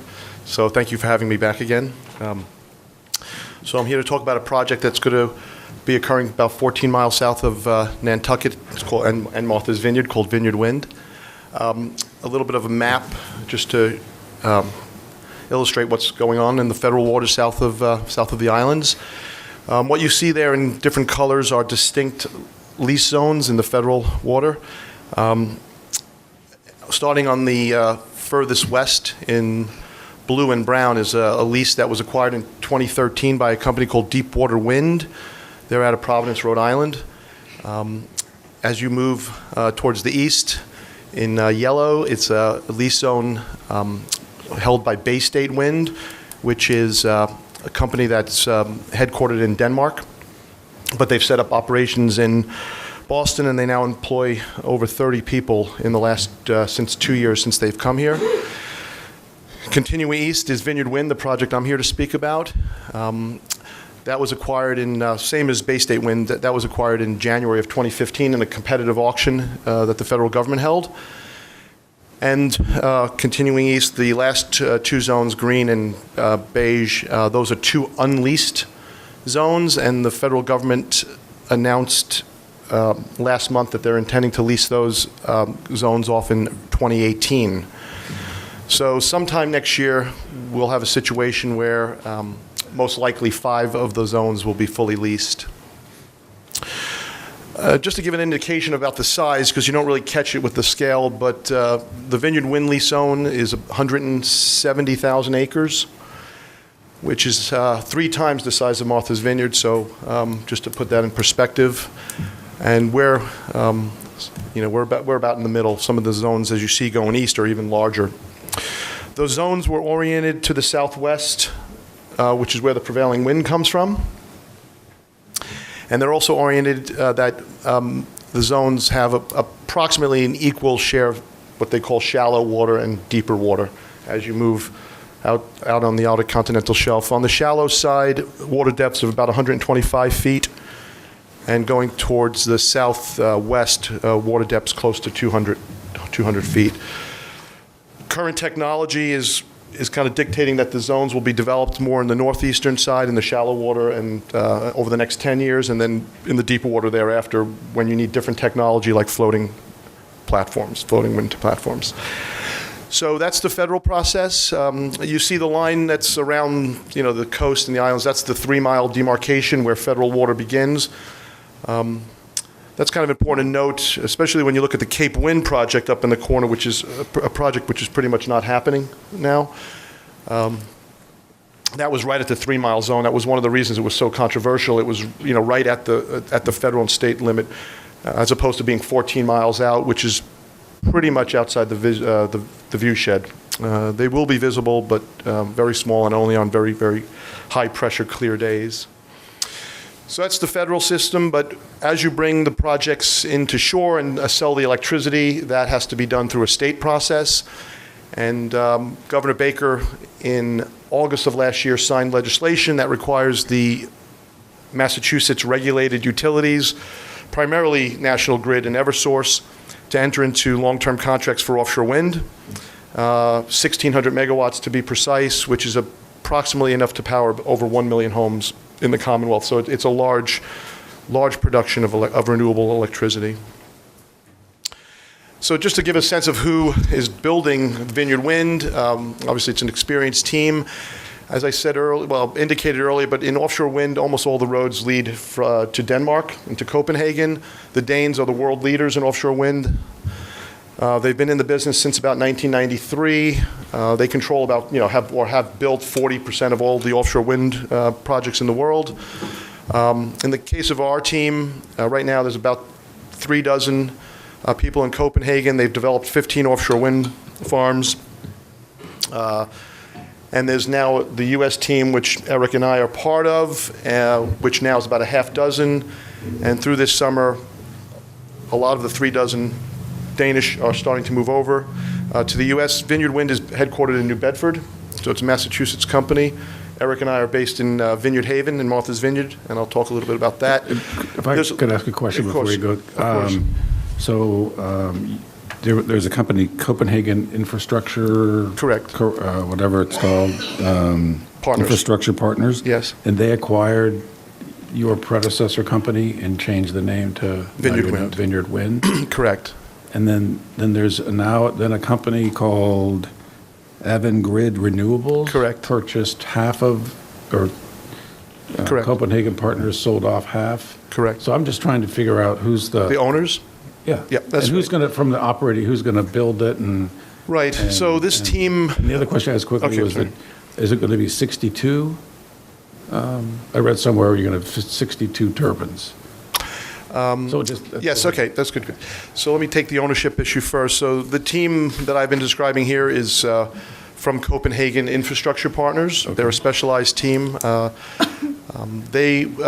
will be a 50% ownership in the company, and the other 50% is from the largest Spanish utility company. So I think we all know National Grid is a British company. The largest Spanish utility company is a company called Iberdrola. In the U.S., they're called Avangrid. And they're one of the largest onshore wind developers currently in the United States. So what you're seeing is the transition is a lot of the utility companies are starting to get into offshore wind. It's not as a speculative investment as it was perceived several years ago, where it was mostly financial investors like hedge funds or private equity. It's now moved into a more mature industry where utility companies are owning it. About the turbines, so I mentioned earlier the state process to purchase offshore wind. That law that Governor Baker signed, which I mentioned earlier, 1,600 megawatts, will be purchased in most likely 4 independent RFPs, most likely in 400 megawatt tranches. Each wind farm at 400 will probably be around 50 to 60 turbines. So in total, 200 to 250 turbines. And that's speaking today. The trend is to have bigger, more efficient machines and less turbines in the water. So these turbines are something of the order of magnitude 4 times bigger than what was proposed in Cape Wind as far as capacity. So that means you require 4 times less turbines out in the water for the same production. Does that answer your question? Mm-hmm. Okay. Thank you.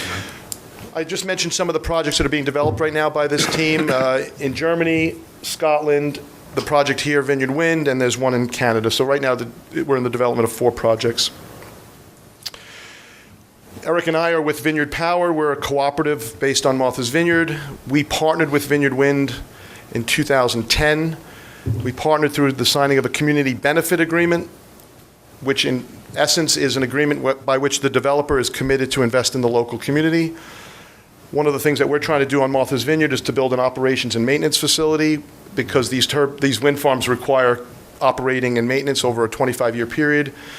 Something like 50 employees to operate and maintain these turbines on a daily basis. That's one of our big goals. We're also working with our schools, the regional high school, to develop the workforce of the future, and we hope some of those jobs come from Martha's Vineyard, and we're doing that in partnership with Bristol Community College and Mass Maritime Academy, and hopefully one day here on Nantucket. I think that would be a great idea, great opportunity. I want to highlight the last 2 bullet points. We're actually providing input into the process, so we're actually taking input from whether it be local fishermen or other local stakeholders and providing that to the development team. And the last thing is identifying opportunities for local benefit. And one of the reasons we were here today was to meet with stakeholders, and we had meetings with the DPW, with the Surfside Water Treatment Plant. We had previously met with the airport the last time we were here, and we're kind of exploring ways of delivering some local benefit to Nantucket from the project, which could include benefits to ratepayers by maybe bringing a cable to Nantucket to avoid bringing another one from the Cape. I'm not going to go into the history. It's just worth noting this process began in 2009, so it's been going on for about 8 years. And originally, the area that was proposed by the federal government was, as you can see there, about twice as large, and it wrapped around Nantucket and Nantucket Shoals, but that was eliminated, primarily due to habitat concerns, commercial fishing concerns, and the habitat being both biological, animal and mammal, and as well as plant. But what I think is important here is just to highlight that the first RFP from the Commonwealth is going to come out in June, this month, in fact. The state will probably take 6 months to determine if there's a winner for that RFP and award it to one of those developers. And that developer would then be on about a 2-year process to build the wind farm. So we're speaking about an operating wind farm about 2020 to 2021. Are you speaking about the unsolicited area? No, I'm talking about the three leased areas currently. Okay. They will be able to respond to the RFP. The first one. I thought you currently had a lease on those areas. We do. Okay. That's with the federal government. Okay. The state will put out an RFP to sell the electricity. Oh, okay. And there will be a winner awarded sometime at the end of the year. Okay. And then there will be a 2-year period of permitting and financing and construction. Construction on the project, once it's begun, is about an 18-month process. It goes relatively quickly. and we'll probably have something like 1,000 contractors out there building the wind farm. So it's a significant development. So kind of moving swiftly along, we conducted surveys of our site in the fall when I was here last time. We're going to conduct surveys in July, in a couple months. The surveys this time, well, the surveys previously primarily focused on the lease area. The surveys that will take place in July are primarily going to focus on a cable route to shore. And we're going to be surveying up through Muskegon Channel, from the western side of Nantucket, up through Muskegon Channel and to the Cape. We filed an application with the ISO New England, which is the regulatory, thank you for, where's that pointer come from? We filed an interconnection request to interconnect the project on the Cape, most likely in West Barnstable or Barnstable, which is where the infrastructure is to plug a project like this in. So that's what I'll talk about there. Well, there's a picture of one of these jack-up vessels that actually puts the turbines out in the water. There's currently no vessels exist currently in the United States to do this work, and in the United States, you can't bring the vessel over from Europe. It has to be Jones Act compliant. So there's lots of activity going on now about constructing a similar type of barge somewhere in the United States to do this project. A very expensive proposition, $200 million plus. So we're doing the export cable route I was describing. We're going to respond to that Massachusetts RFP. And we're in the middle of the federal and state permitting, and primarily that's environmental permitting. It's the NEPA, the National Environmental Protection Act, and MEPA, which is the Massachusetts Environmental Protection Act. Lots of outreach with the fisheries. Eric reminded me today we've had over 75 meetings so far with either fishing organizations or groups of fishermen to speak about conflict, potential conflict, and actually to get their input into the project about maybe where the turbines should be located or not, what's the best. Whilst we're doing surveys, we're trying not to bump into each other when we're out there. So there's flyers that have been handed out up and down the South Coast, thumb drives for chart plotters for fishermen, and there's real-time access to the captains of those survey boats in case the fishing community wants to contact that boat when the surveys are going on. We actually met with several fishermen today as well here. Lots of input from the NGOs. Primarily it's environmental NGOs like the National Wildlife Federation, the Nature Conservancy, to name two. Primarily about mammals and sea turtles, as well as habitat, but very, very big concern about right whale conflict, since there's only 550 approximately right whales existing today. So we're coordinating with them, and we're taking measures such as speed limit reductions and seasonal limitations on work that can be done. And so that's always ongoing, and we've got the full support of those NGOs who believe that climate change is the greatest threat to the habitat, and this is one way to approach it. Tribal consultation with the three tribes, Narragansett, the Wampanoag tribe of Mashpee, and the Wampanoag tribe of Gayhead and Aquina. And you see I'm here today to do municipal outreach, and thank you again for the time. And finally, we listed some project mitigations, but I've mentioned them. When we do the survey work, it's 24-hour manned observation. That's both visual at night with visual goggles and passive acoustic monitoring, so they're listening as well as watching 24 hours. We've agreed exclusion zones in case we see either mammal right whales or, let's say, sea turtles, and there's the exclusion zones of 500 and 200 meters from those. And as I said, we're observing a 10-knot speed limit restriction to potentially avoid strikes. And then, of course, there's historic concerns, especially with the tribe. And we have a qualified marine archaeologist, and we meet with the tribal historical preservation officers. So, for example, when we took borings in the fall, there was carbon material found in those borings. The carbon material was, I believe, over 25,000 years old, so there was no conflict with the tribes with that particular data. But just to illustrate that, that's an ongoing issue, and I think we're aware of those things when we do certain constructions on the islands about having tribal members available for So is consultation. that, so when you're doing can I interrupt? You're doing the borings out in the sea? Yes. And you're finding this 25,000-year-old? Yes. Finding, so that's the reason for the tribal? Yes. Consultation? Yes. Are there any other rights that the tribes hold or anything over those areas? Is there anything like that you have to do? Not in the leasing process. Not in leasing, okay. Is it Section 106 consultation required for Oh, yeah. Thank you, pardon me.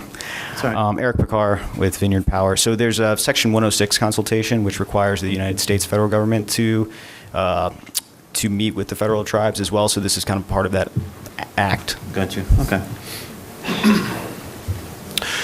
I've put contact information for the public and for this, the board, if they would like to contact us. Eric's up there as the contact. And our website to keep informed of the project as it develops. And feel free to contact us tonight or anytime thereafter if you're interested in learning more about the projects.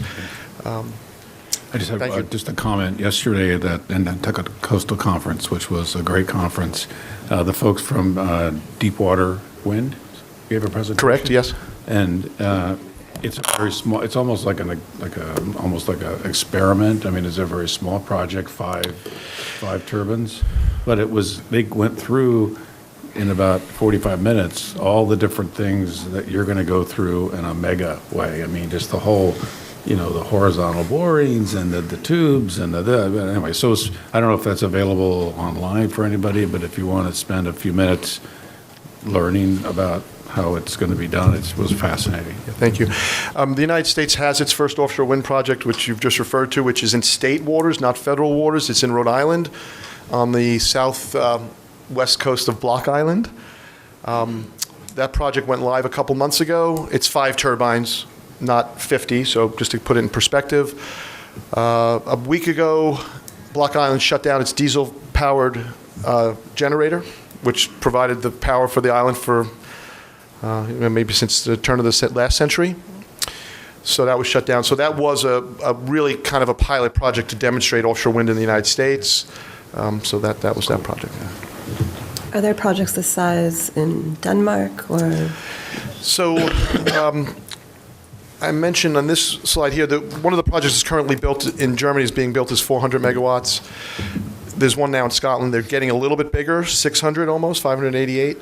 But what you've seen over the last 25 years is the projects went from 100 megawatts to 200. 400 megawatts is kind of the sweet spot now, because as you get larger, you don't always get cheaper. Sometimes you add more complexity. These are very large projects to execute. So somewhere between 400 and 800 is probably what you'll see over the next decade. And you said 25 years, something about, is that the lifespan of the turbines? No, that is the term of the lease with the federal government. In fact, it's 25 years from production and all of the permitting we're doing now for about 5 years, so the lease is approximately 30 years. But with continual operations and maintenance on these wind farms, the blades of the rotors and lots of various pieces of equipment will be replaced over time as needed through shutdown. So the same machine you put out there is not exactly the same machine that's out there in 25 years. There's a decommissioning requirement in our federal lease. If at the end of the term of the lease you're not producing wind, you have to return the site. You have to decommission the site and return it to its previous state. Do you have the option to renew at the end of 25 years? Yes, you do. I have another question is, the community benefit agreement, how much benefit does the vineyard receive in that agreement? Has that been quantified, or is it?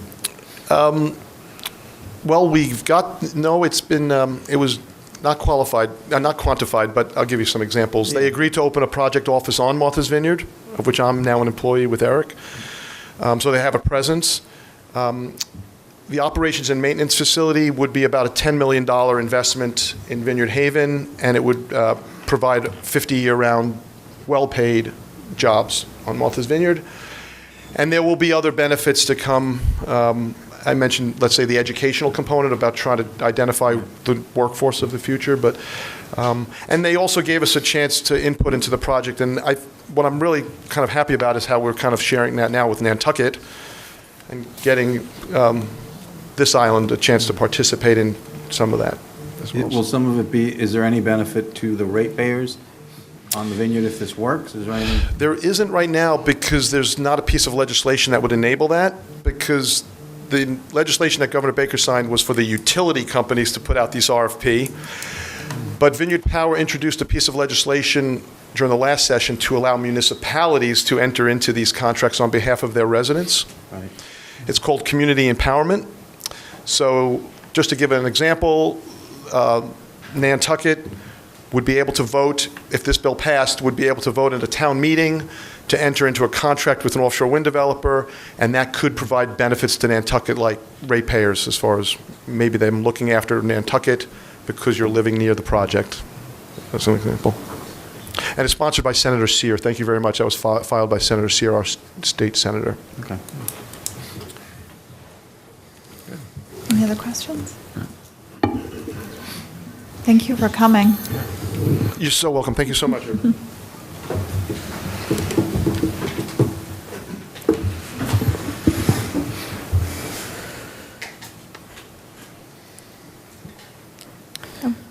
Thank you, Madam Chairman. The next item under the town manager's report is a review of restaurant occupancy compliance inspections. And I think this is meant to educate the board as to the recent occupancy issues, I guess I would call them. And Amy's scheduled a meeting with some restaurant representatives, right, Amy?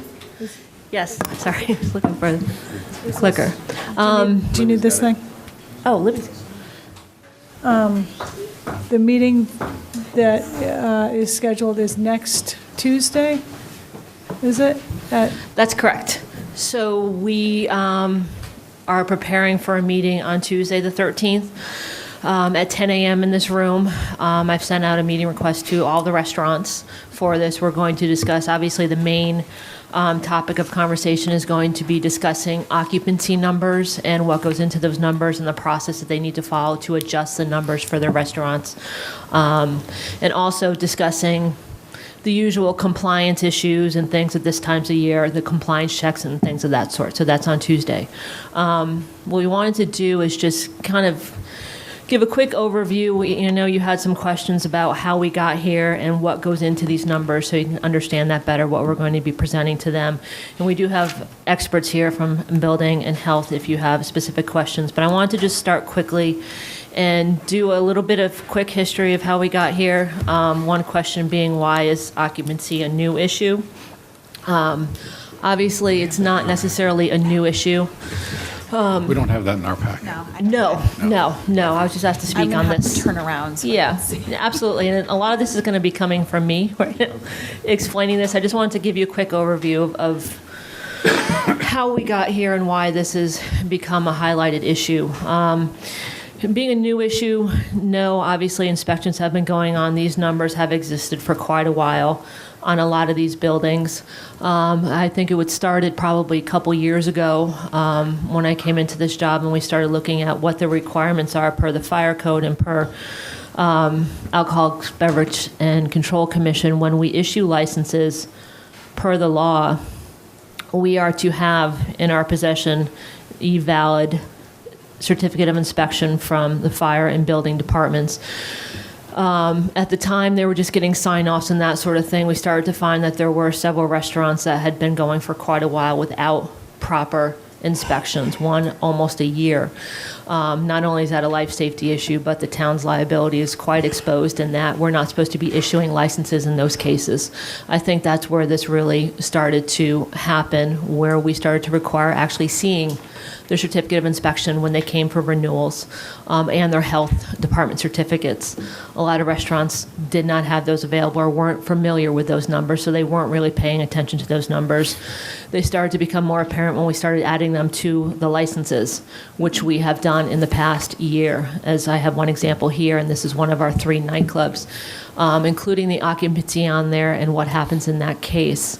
At that time, when these became more notable, the building department issued instructions as to how to work on these numbers. A lot of restaurants, as you know, are not only operating as restaurants, sometimes remove tables and chairs and stuff at certain times and allow more people in after 10 p.m. and such. So they were using different numbers other than seating. In the past, the COI would have, I have a couple here, some would have a maximum occupant load. Obviously, the Chicken Box is a nightclub, and under those parameters has an occupant load. Then you have certain restaurants that have seating. What their seating is allowed based on the number of seats, and then what the maximum occupant load. So as you can see, the numbers were in different places. And this, let me go here. When a lot of these restaurants were changing things, they had their seating numbers and then were assuming taking tables out would increase that number, and that's not the case. It can be, but that's not for them to determine. So I would say that's kind of where we started in this process. At that time, the building department issued this letter, actually 2 letters in the past 2 years, about the things they needed to submit to the building department. So this has been communicated over the past 2 years. Floor plans and such from engineers to architectural drawings, so they can determine what can be allowed and what the occupancy would be. Several restaurants started this process. Backyard Barbecue, Slip 14, a bunch of them have gone through this to change that number.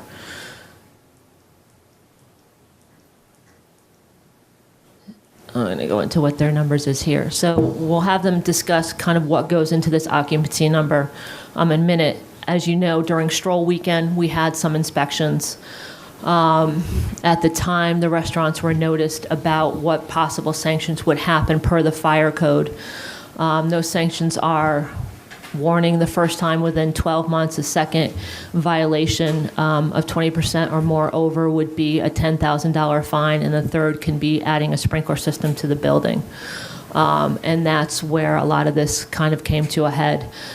I think, and please ask me any questions on here. I know there's a lot of information that goes into this, and if I ramble, I apologize.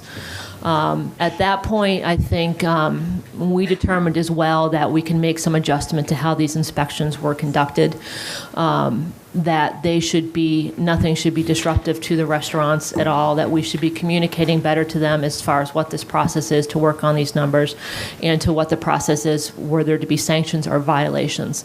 At that point, it was determined that the inspection should really be for inspectors. In this case, it's going to be fire department that goes out and does these inspections to observe from outside the restaurant, document numbers as they see them, and communicate with the manager and such. What we were asking is just that they had awareness of what their numbers were. Obviously, if they have an occupancy of 48, they're going to have 50 or more at certain times because they're going to have turnovers. That's fine. It's understanding that, communicating that as well. The fire department would not enter these buildings unless they saw from outside that there was some sort of life safety issue they need to address right away. And so those adjustments were made after stroll weekend as well. And then this process to communicate with them. It's going to take time to get these numbers up. We know that through this season, and we want to work with them to do that. Building department here put together some answers to these questions as far as what goes into these numbers. Health department is involved, obviously, fire department. The ultimate person who's going to determine these numbers is building commissioner to take all these numbers into consideration. So we have, what does a building occupancy mean? It's going to be the total number of patrons and employees that are legally allowed within a structure or part of any time. There's a maximum occupancy and actual occupancy. Maximum occupancy is set by the building code. And again, if you have questions, we can have the building commissioner answer those as well. Use group, square footage, type and number of egress options, fire suppression system availability, number of restrooms. Those are all parts of that number. And again, since some of them have different setups, we've asked that they consider what their business setup is and include that so that those can be considered as well. Actually, yeah. We're on the restrooms. I understand that the restrooms are sort of a big deal, and that if you don't, it's so many people per restroom. Correct. There's a code on that, and I don't want to answer that myself unless I can have health answer that as well. I know that's something that came up recently with the waiver of some of those numbers. So, and while you're coming down, I'll sort of, so you can get a waiver if you can use another bathroom. Is there a limitation to how many restaurants can use someone else's bathroom to get their waiver? Yes. So, for example, we have a Chapter 91 bathroom right in front of Slip 14 that they have a lease to use. They provide us the use letter of that. So we actually only let them use a certain amount of people for that bathroom. So when he provided that lease to us, we were able to say yes. We have a regulation, I believe it's Regulation 14, that sets limits on how many people per bathroom, but that includes employees. Our regulation is actually a lot more lenient than the state plumbing code, which is why you heard a lot about the waivers and everything these past 2 weeks. Well, one of my concerns is there's other restaurants that are close to public bathrooms. Yes. So is it going to be the first person in gets the waiver and the rest of the people are out of luck? No, what we're actually asking people for is for the lease to use that specific bathroom. They cannot just say, our employees are using that public bathroom. We have to say that is our bathroom. So far, Slip 14 is the only one who's done that. And then we've also had a lot of questions of, can we just put in a porta potty? Absolutely not. Right. That is a no-go. Some of this, I think, is there any grandfathering? There's some restaurants that have had, sort of the same setup 40 years. Oh, yes. No, absolutely. There's definitely grandfathering. We're not trying to just put people out of business or completely gut a historic building or anything like that. And that's really why the Board of Health, because this issue came to the Board of Health last week, or wherever, and this place was half full with, people owning restaurants and worried about some onerous fee or something that was going to come down. And so we were trying to identify, well, if we did, it wasn't clear we didn't even know we had that obligation in terms of a number of bathrooms. And so we spent about an hour figuring out what we could do, and it was really challenging. It wasn't very clear what action or that we could take. And so, working with Steve, we finally identified that a moratorium, and we chose until Labor Day, would satisfy his requirements and give everybody some time to kind of decompress and figure out because there isn't if there's 100 restaurants, there's 150 ways to do. It's just there's a lot of complexity to it. Right. That's exactly right. Steve, did you want to say something? If I may just provide a little history. As Amy said, we came into this because of an enforcement issue and just trying to get these numbers straight. The issue of the bathrooms only come into play when they are adding to their occupancy. So when you look quickly at those COIs that flash by, and some of the older ones, whatever number they have, and I don't know, frankly, where some of these numbers came from, that's the number they have. Whether they have one bathroom, no bathrooms, or 20 bathrooms, they're allowed to continue this operation at those numbers for as long as they want. The issue is that over time they've evolved to having more seats. When we did the inspections, we never really counted seats. We were too busy looking at the life safety aspect of things. So these numbers don't reflect very many restaurants' actual operating numbers. So now when the town is coming together with its licensing provisions and its inspections, we're finding that they're operating in excess of oftentimes of their licenses. So the letters that I send out and the work that I've been trying to do with the help of Amy and Roberta is getting these numbers to jive and get everybody essentially legal. And that's when this issue, one of the laws that I enforce is the state plumbing code. And in order for me, one of the factors for me to consider when increasing the number of occupants is, do they have the correct number of bathrooms? So what I would kind of like to see is, because then there's a fairness issue, because if you're saying there's a number, but we don't know where the numbers came from, and somebody might be lucky and have 300 or 400 people, and someone else may be unfortunate and have it based on square footage and have 45 people in similar buildings, and I've heard some of those complaints. What I would like to see is a sort of a chart that lays everybody out and all the different parameters, so many per bathroom, so many per square feet, so many per seats, so that there's a way to look to make sure it's fair. One of the things that I think is important in all this, is that we be cooperative, and I think that you guys have turned the corner on that part of it. But I think that the next part is to be fair to everybody. I don't. It's not.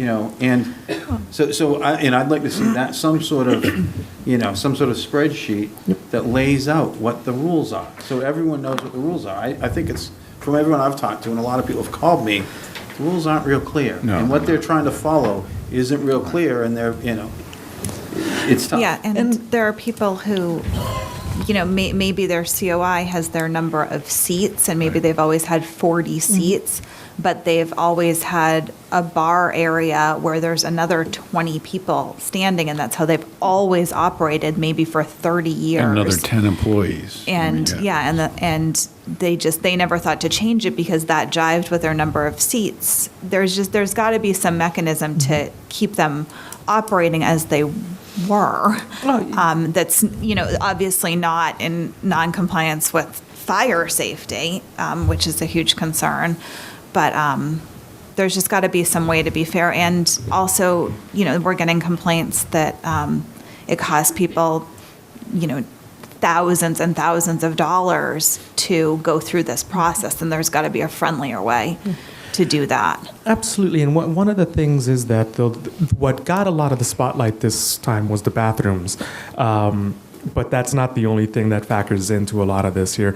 The health department's regulation, it's actually been in place for about 30 years, has a spreadsheet that says 1 to so many people, this many bathrooms, this many lavatories, and we explicitly say no chemical toilets can be used to increase occupancy, the porta potties, things like that.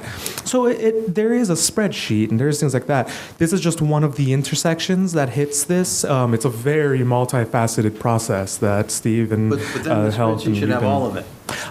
Is my suggestion. So that we can look and make sure that we're treating everybody, treating everybody fairly. Yep. So. And it was the effort to go from the real number, taking the occupancy on the license, and getting to the real number that tripped the building code, because that would have required an increase in the occupancy. And it was like one of these circular things. Yeah, it was a very circular situation. That's what it seems like. If I may, I'd like to answer Matt's question. My name is Kevin Dale. I represent a number of restaurants that are going through this.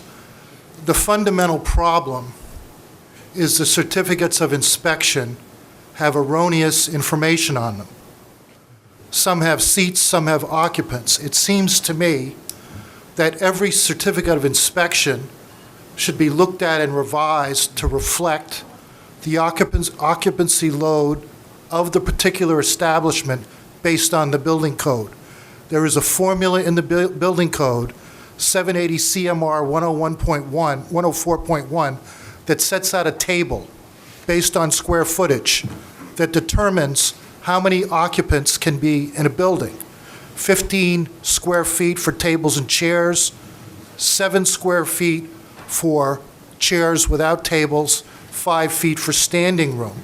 It seems to me that if every restaurant provided the building commissioner with the occupancy load based on this formula, he could revise the certificates of inspection.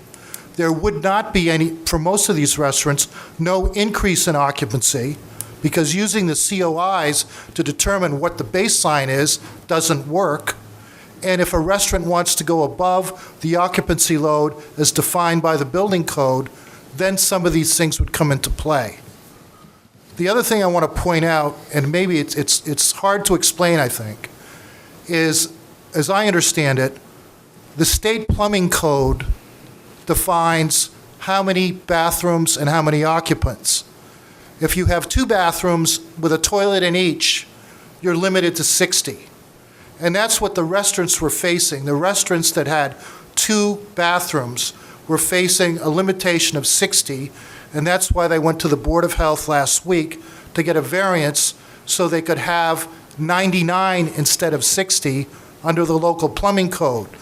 But if the building commissioner cannot issue the state variance, and I'm trying to find out if he can, all of these restaurants are going to have to go to the Massachusetts Board of Examiners of the Board of Plumbers and Gas Fitters to get a variance by September 5th, and they're going to need a recommendation from the Board of Health first to get that variance. That's expensive, that's cumbersome, and it's going to be difficult to meet those deadlines. So I want to make the Board of Selectmen aware of two things. First, there's a simple formula to determine existing occupancy, and no one's increasing occupancy. And secondly, this variance procedure would be a lot more simplified and easier for restaurants if the building commissioner can issue the state variance and these restaurants don't have to go to Boston. Thanks. Did you want to Just shall I address that? One of the things that Kevin brought up was the numbering system on the COIs. As these restaurants have been coming in and providing the information that I've been requesting for the last 2 years, I have been changing their COIs to reflect a more accurate number. It's kind of an evolutionary thing. I'm kind of figuring out as I go because there is frankly no administrative guidebook for this. But that is an ongoing process. I cannot, however, increase the number of occupants unilaterally because there are a series of both building code and other codes that I have to abide by. And they have had these numbers on their COIs for, in some cases, 30 years. And I don't see where it's in my authority to unilaterally increase those numbers without them going through the process as dictated by the building code. And I know it's not in graph form, it's in probably a dozen places within the code because there's a lot of variables. It's almost building specific as to how to evaluate it and determine whether or not these people can be in it. But there is a process and there are design professionals who can do that and look at that building, and it has been done. As far as accepting the waivers from the state plumbing board or the local plumbing board, I've asked for legal counsel last week to help with that process. We're going to work together, the health department and I, to come up with that solution. We've been working on it for quite a while. So I don't know if it's out of line, but to me, from a policy perspective, I would support a kind of a zero sum whatever game that or status quo ante or whatever that whatever we do, that we try to maintain the restaurants with the numbers of people they have now. Because I think there's so many ways those numbers in the occupancy code got on the list that I'm concerned that what the restaurant owners are going to hear from this conversation tonight, and I as one person think we should say we're going to keep them whole. Yeah, I mean, that's what I'm worried about, people's number on their certificate being the number of seated tables that they have, where they've always operated at higher numbers. They are laid out for higher numbers, and those numbers probably meet the fire code requirements, but don't meet the plumbing code requirements. And there's got to be some way to sort this out that doesn't cost them so much professional money of attorneys and architects. And, obviously I know there's some level of that will need to come into play, but we've got to figure out some kind of streamline on this process. And I know we're going to discuss that on Tuesday, but we just, our economy is built on tourism, and we, just don't want to limit that in such a negative way. I think the other thing we didn't talk about too, some of these things, basically this started with a lot of restaurants that do have various uses for their restaurants. They started to get into nightclub definition territory and their fire codes for those that want to increase their occupancies, and other things do kick in with these acts of 2004 based on the Station Nightclub Fire Acts. when that occupancy gets over 100, we start talking about sprinkler system. When we start talking about the definition of a nightclub, which is going to be, low lighting levels, entertainment by live band or recording music above normal sound levels, later than average operating hours after 10 p.m., tables and seating arranged or positioned so as to create ill-defined aisles when they start moving tables, for facilities primarily for alcoholic beverages with limited food service. That's something we've never really kind of harped on, but they're supposed to be serving food until at least have some food service available, and that's not always happening as well. So that's what kicks in there. And then it becomes a nightclub definition, and they're supposed to have a sprinkler system. A lot of them do not. Some keep their number artificially low, such as what is now Charlie Noble on South Water Street, keeps it below 100. They have live entertainment and could have an occupancy that's higher, but they do not have a sprinkler system and are not going to put it in at this time. So they keep that number lower. So I think that's where this started for those situations. This bathroom situation came in as we started to look at what they needed to do when they wanted to increase these numbers, but this was really focused on those restaurants really wanting to increase those numbers and to be considered for those times when they do take tables out, because when we did do inspections, someone with 30 seats had 75 people in there, and they said, well, we took the tables out. Where are the tables? Some situations, the tables were on a dock or near an exit. Where are those tables going? Making sure exits aren't blocked, that sort of situation. So that's really where this started, was for those situations where we felt like there was some life safety issues, and we wanted to make sure that those were covered before anything, God forbid, happened in that situation. So I would say that was the focus of this from the beginning.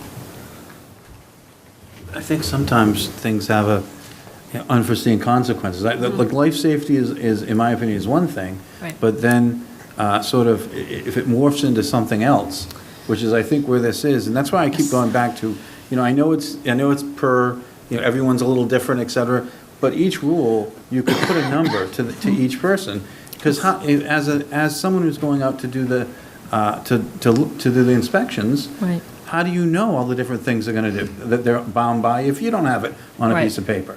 And some of the things I've heard from some of the restaurants was that, they have zoning, Board of Appeals things that say you can only have so many people on your porch, and then right next to it is someone else who has a porch that has 150 people on it. Right. And that's legal.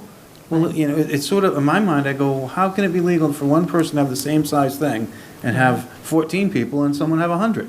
Right. And go, oh, well, there are exits all the way around here.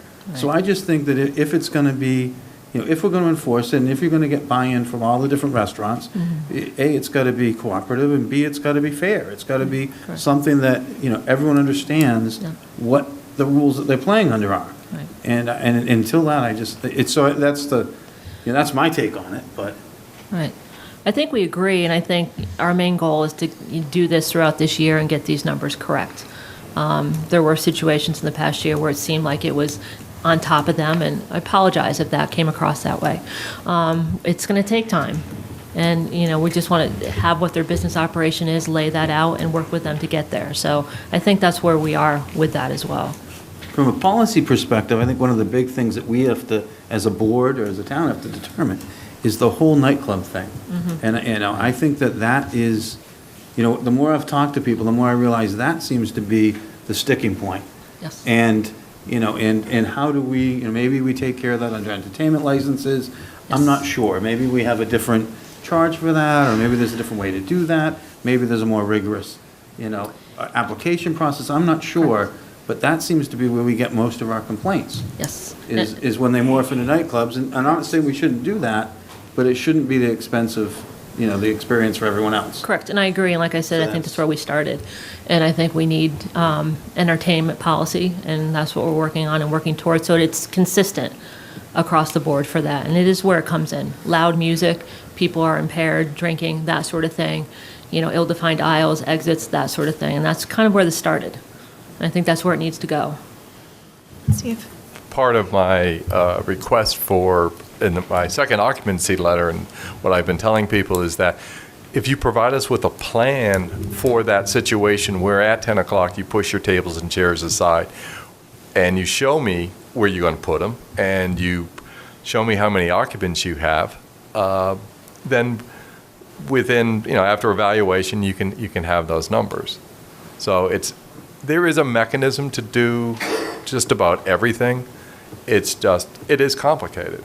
And there are provisions within the statute that allow for restaurants to do that type of thing without being a nightclub. That's enforced by the fire department, but it's all spelled out there. Yeah, but from a policy standpoint, let's say that restaurant, you can do it by square foot, can do it by bathrooms, can turn it into a nightclub, but what if it's right next to a residential area? You know, because we have some of them, you know, in the core it's one thing, and on the edges is another. There's got to be some common sense sometimes, and I think, you know, because then we end up with the complaints. You know, when it turns into that, maybe it's all right from one perspective, but it might not be what we really want to be encouraging. So I don't know. And that's an entertainment license discussion. I mean, we're not looking to change or give them more entertainment or more ability to do so. It's just making sure that they're consistent with what they have in there. And we can discuss that on a larger level as well. But yeah, it comes down to that entertainment license. And excuse me, just one follow-up. There were zoning restrictions in place, but the town has removed a great deal of those, parking and sideline setbacks and ground cover and height, that have made these structures non-conforming, and expansions of which would require going through the special permit process. So that type of control that you were talking about earlier, for the large part, doesn't exist from a zoning aspect of things, except when you're over 100 and you're becoming a major commercial development. So that's just one other thing that we've loosened up.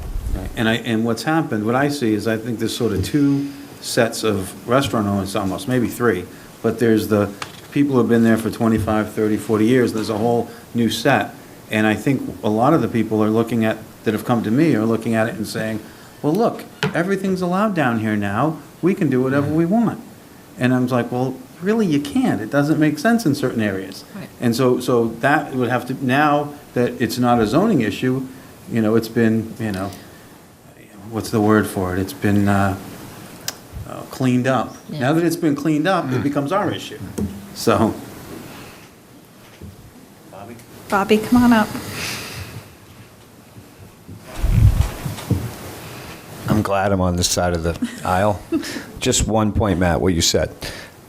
This is an entertainment license issue. But if you don't deal with this in September and October, then you're going to come around to January 1st again, like we always do every year, and we say we're going to deal with these things. And I did it for 6 years, and we never dealt with it, because now all of a sudden we have to approve all these licenses at once. So if you're really going to do this, you need to look at these licenses, every one of them. You need to block out some time or some special nights, and you need to sit down with administration and with the restaurant owners and go through every one of these licenses individually, because you're never going. If you don't do it in the fall, you're going to come around to January and you're just going to approve them all in one big lump again. Well, I agree. Thank you. We agree too. So just a question, the update was great, but when can we expect some actionable items to come before us? As far as Whatever, I mean, what they're anything on the doing. list that you're working on? Well, we'll meet with the restaurants on Tuesday, just to kind of go over this and get what their questions are and work with them on that.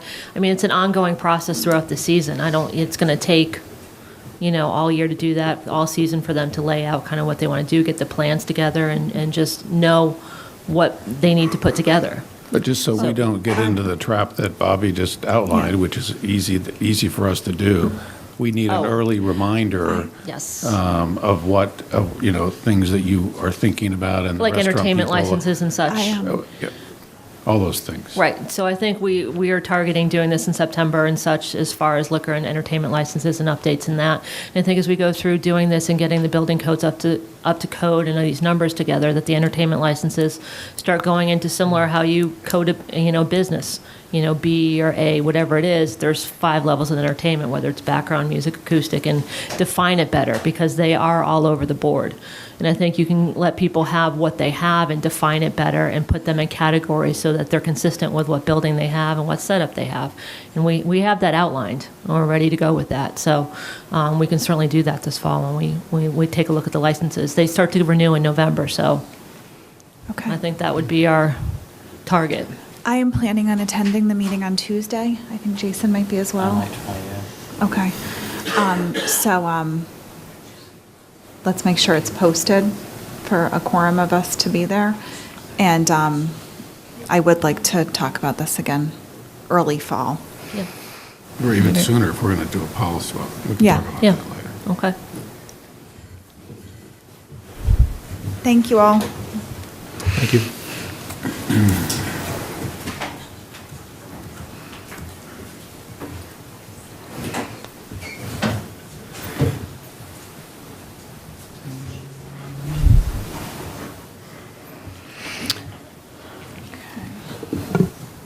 The next item on the town manager's report is water quality initiatives update. There is an outline in your packet, and we've got an internal kind of a water quality initiatives staff work group that meets fairly regularly to go over where we are and what we're doing, each department, and what's coordinated with interdepartmentally. So we have, I don't know that we need to go over, I'm not going to go over every one of these, because I think what we're going to do is have the departments go over their sections here, starting with health.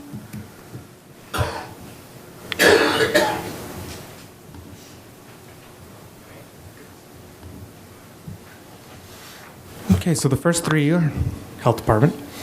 So the first one that we wanted to talk about this week, or this water quality update, would be the amendments to the septic system regulations.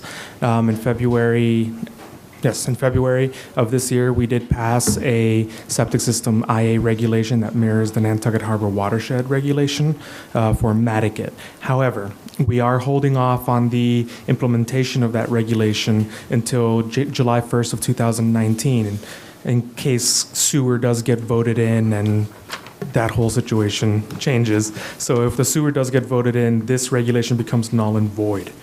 Mainly because it's a moot point to have to install IA systems in Nantucket, considering the sewer's going to be there. So really quickly, the way that regulation works, if in the event that this were to happen, whenever there's new construction, a renovation, of system failure, anything like that, or a property transfer, we would require an IA system to be put in for the septic system. Right now, we have some septic systems that are on ACOs. All of the other hydraulic failures that we had, a year and a half ago, we have actually addressed the hydraulic failure issues.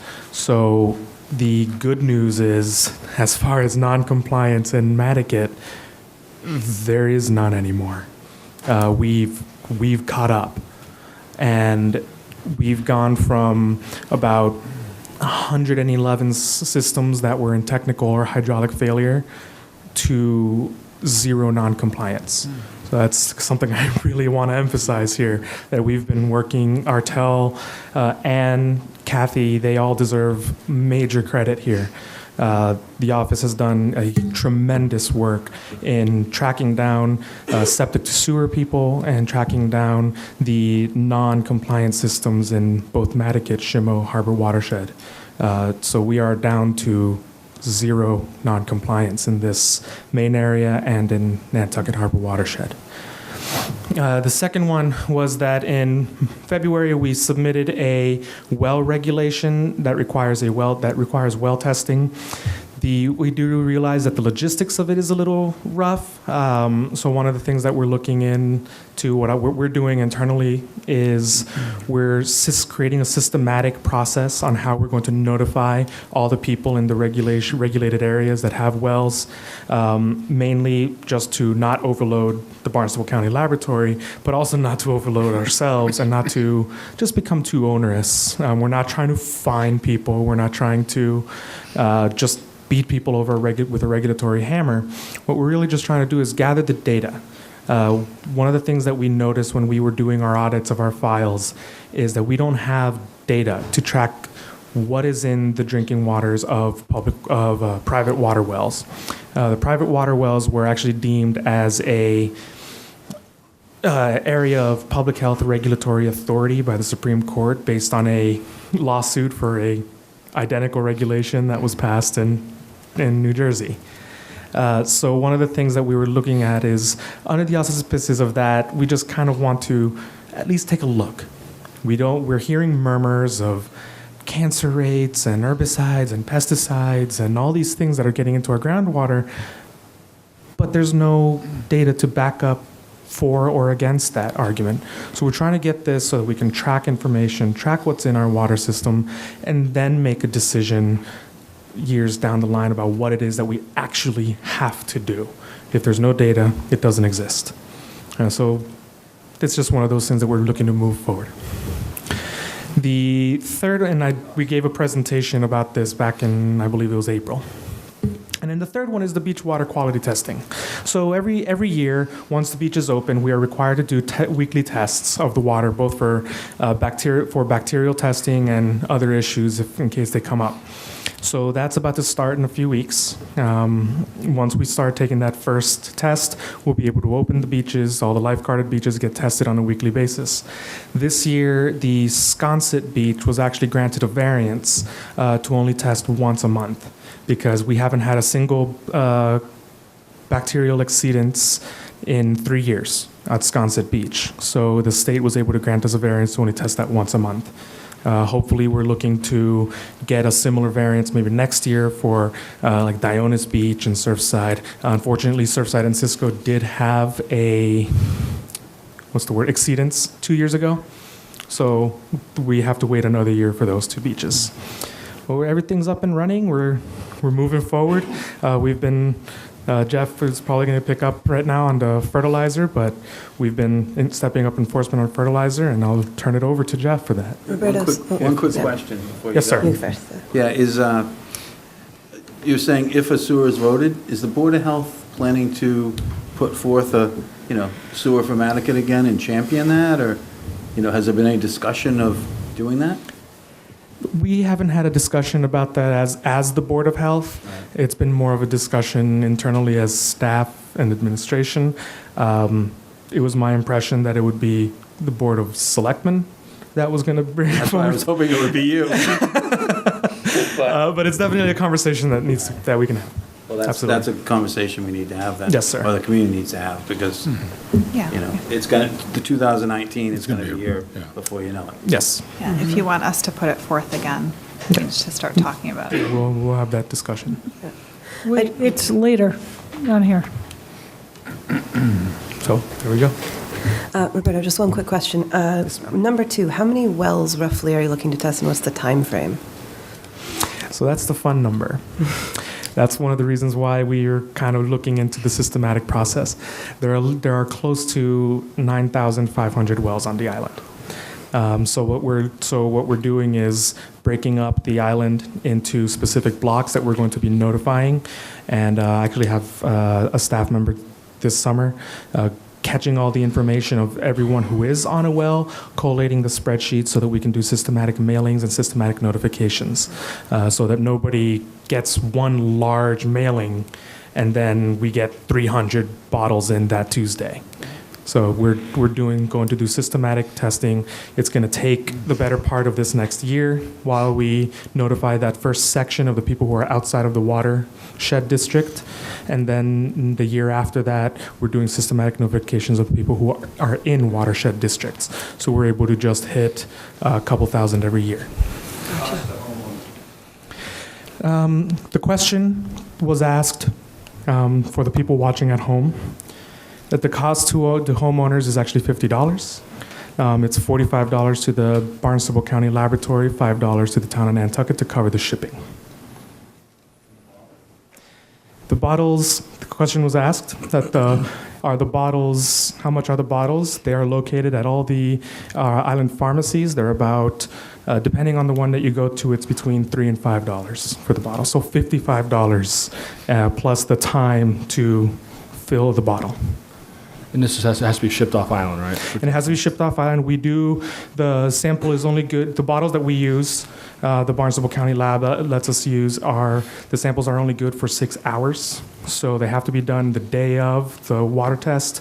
We do ship them off on Tuesdays. You can bring the bottle to the Board of Health by 9:15 because we need to get it on that 10:30 boat. Wow. And there's probably no quick way to test it here. Not yet. We're looking to hopefully certify a laboratory on island that we can do quick tests. And it's probably expensive. But it is not cheap. It is significant amount of money to get a laboratory that we might already own or something, maybe at the treatment plant or at another town department, or that can be able to test these sorts of water tests. Okay. Thank you. All right, I'll just jump right in, going through Natural Resources Department list. A lot of this, again, overlaps with multiple departments. First and foremost, update on the fertilizer regulations with some numbers today. So currently, we've had 436 individuals complete the class for their commercial fertilizer applicator's license, and that number is up to date as of yesterday morning's class that we held. The big change from last year to this year for the training class and program was the development of the Fertilizer Advisory Committee, which has consisted of a number of landscape professionals on the island. A representative from Cormac from the Land Council is on there. Fritz McClure is with us. And this was the first year where we switched our training class from a more academic-based, essentially a turf science class, to a more field-based, everyday landscaper. This is how you calibrate spreaders. This is how you read a bag. Much simpler and much more streamlined for that, and did that class out in the field for the first time. We've been re-showing that class in video form for people that are just getting to Island or want to get licensed now. But we're looking to be able to put that class as a reshot class up and available on the web for everyone to see in shorter segments, with a little bit of why we're here and how we're doing that. That being said, for fertilizer, there's still a number of issues with enforcement, including access to properties, having to view someone actually apply fertilizer to issue tickets, and other things, and some of it's just catch up. But between the Health Department and Natural Resources Department in the last fiscal year, we've done right around 300 compliance checks, inspections, license checks, and that's everything from stopping at a landscape truck that's parked on the side of the road and even saying, "Are you guys applying fertilizer today? Do you have anything with?" To, "You have fertilizer in your truck. We see you're not spreading it. Do you have a license? Can we see it?" And kind of running the whole gambit. We've also started to step up enforcement to, if we're seeing an issue on a property and the landscaper is not present, but something that's obvious. Just this week, we actually had one where someone left a trail of hydro seed from Marine Home Center all the way down the road and up Union Street. We traced that back to the property where the hydro seed was put down, contacted the homeowner in hopes to get in touch with that landscaper, because that hydro seed does contain a fertilizer product, which cannot be on impervious surfaces, and we'll be tracking that individual down at some point. So we do go to that step if there's a known violation on a property, to at least get in contact and provide education for the homeowner and that landscaper. And then if there's further action that needs to be taken, that's something that we can do for that program. So next steps for us, we're hoping to make that educational program much more accessible for homeowners, much shorter form. Try to keep some of the what, where, and whys to shorter videos. And then if people want to see how to apply in their own yard, to have 5 or 10 minute videos to kind of see the steps, or to know what their landscaper is also supposed to be doing. So when they see the folks working in their yard, they know what to expect, and to also help the landscapers provide realistic expectations to their clients for what they should be seeing, what they could expect to see, what changes might have to be made. For a program that we've seen good success with as far as turf grass goes, there's a number of BMP compliant areas that look fantastic. So to kind of move on from fertilizer, our water quality testing, we're in full swing already for this season. I know a number of you were able to go to the SMAS presentation a few weeks ago, and we went over those results at the board meeting also a few weeks ago. We've already started our testing for this season for our TMDL compliance with SMAS. And we have another of other related projects to our water quality testing to supplement that. We have a proposal into the Nantucket Pond Coalition as a follow-up to their 604B grant that we did last year, looking at primarily phosphorus for hummock and Maya comet ponds, where we had some issues that we've added in some additional groundwater sampling and some equipment to start getting more data about the groundwater flows and the nutrient contents into our from our groundwater into our surface water bodies, and try to fine tune that a bit and really start to boil down where some of the sources and inputs may or may not be, and to target some management activities toward that area. That was really stemmed from the second bullet point there. Hummock Pond had some areas of very high inorganic nitrogen that was entering the pond, primarily from the west side of the pond, which is conservation land. And we would love to track down what the cause of that was, if it was just a sampling problem or an error, and be able to really dial that back, because it seemed very odd, and all of us were kind of stunned to see a result from land that's not in development or doesn't have any obvious sources to show really high levels of inorganic nitrogen. Long Pond is another one that's been very popular right now. Long Pond, from our last report to you guys, has been below its TMDL level for a third consecutive year. It's our only water body on Nantucket that's been below for the third year. So in conjunction with the DPW, and they'll talk at much more length about the landfill than I will, we're revamping the groundwater sampling protocols at the landfill itself, and we're able to hopefully repurpose some funds to start really looking at the benthic flora and fauna that are there and some of the plants that are in the pond, to see if we're seeing the species that we would expect to be restoring in that pond with the improved water quality actually coming back, to know if we're actually seeing the restoration that we would like to see in that pond, and hopefully that pond going back to a healthier state. With that, Long Pond is also, it's not necessarily immediately eligible for removing from the impaired list due to the fact that it's part of the Nantucket Harbor watershed, and it's kind of a sub-abatement to that. That's something that, as recently as yesterday, I spoke with a couple individuals at DEP about how to better address that, and maybe breaking that into different segments, and kind of starting a process to maybe reevaluate how we're looking at that pond a little bit going forward, and we'll talk about that again a little bit more later. Additional testing within the harbor we're doing this year, and it's been a very popular topic when we get to gray water to some degree. We received a grant from the Great Harbor Yacht Club and Nantucket Lounge Council to start doing some increased testing using a spectrophotometer and some other testing apparatus, to start testing for things like ammonia and detergents and other surfactants in areas that we're calling areas of high boat use. So those would be around the piers, around the mooring fields, in some of the heavier anchorage areas, obviously some control areas that don't have those to compare to look at those, so we can hopefully start to end a cycle of a lot of speculation and conjecture for what's out there and what's going on, and to gather some real data and bridge that kind of information gap that we have. Because from our inspections and working with some of the land-based people and the town's pump-out program and the boat basin's pump-out program, we're pumping an extremely large amount of wastewater away from those areas, and we would really like to get some hard data for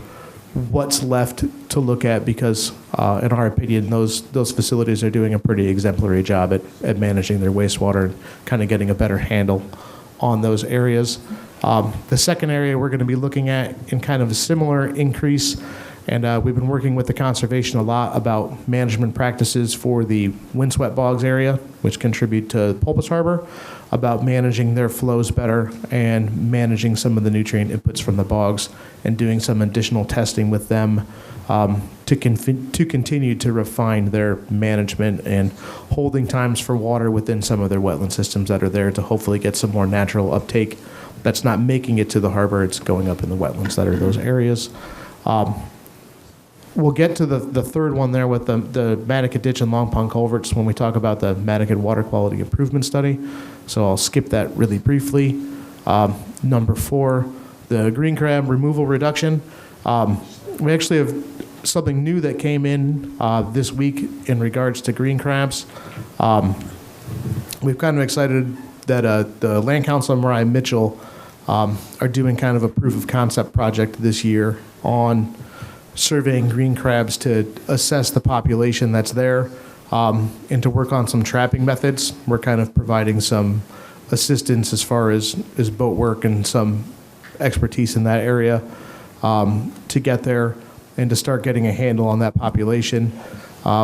We've partnered with some of the commercial fishermen on green crab harvest in the last couple of years, and the difficulty that we keep hearing is there's no market for them. People don't want them. What do I do with them now that I've caught all of them, other than give them to Bartlett's and Moore's End to turn into fertilizer?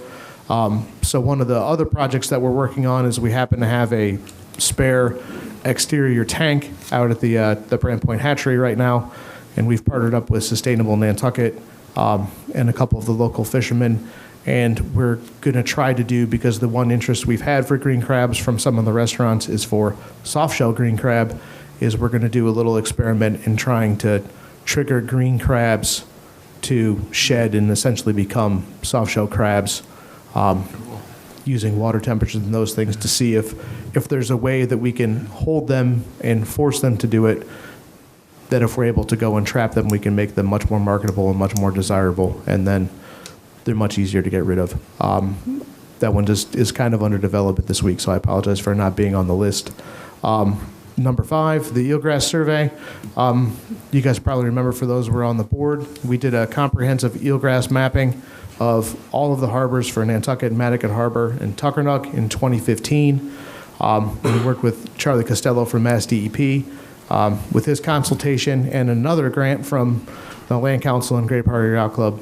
We were also able to get enough equipment to essentially replicate his sensor package and equipment that he used to do all of the mapping. And with his training that we've had, we'll be able to do comprehensive eelgrass mapping with high definition video and side scan sonar as soon as all the stuff gets here, on a yearly or bi-yearly basis, depending on how the results we're seeing, to really have a kind of a continuous inventory of our eelgrass resources, really start measuring year-to-year loss, and then coupled up with some of the other programs we've talked about, like the SONS within Nantucket Harbor, and looking at our oxygen levels and more continuous information, really starting to fill in the gaps for what's happening within, especially Nantucket Harbor first, and going from there.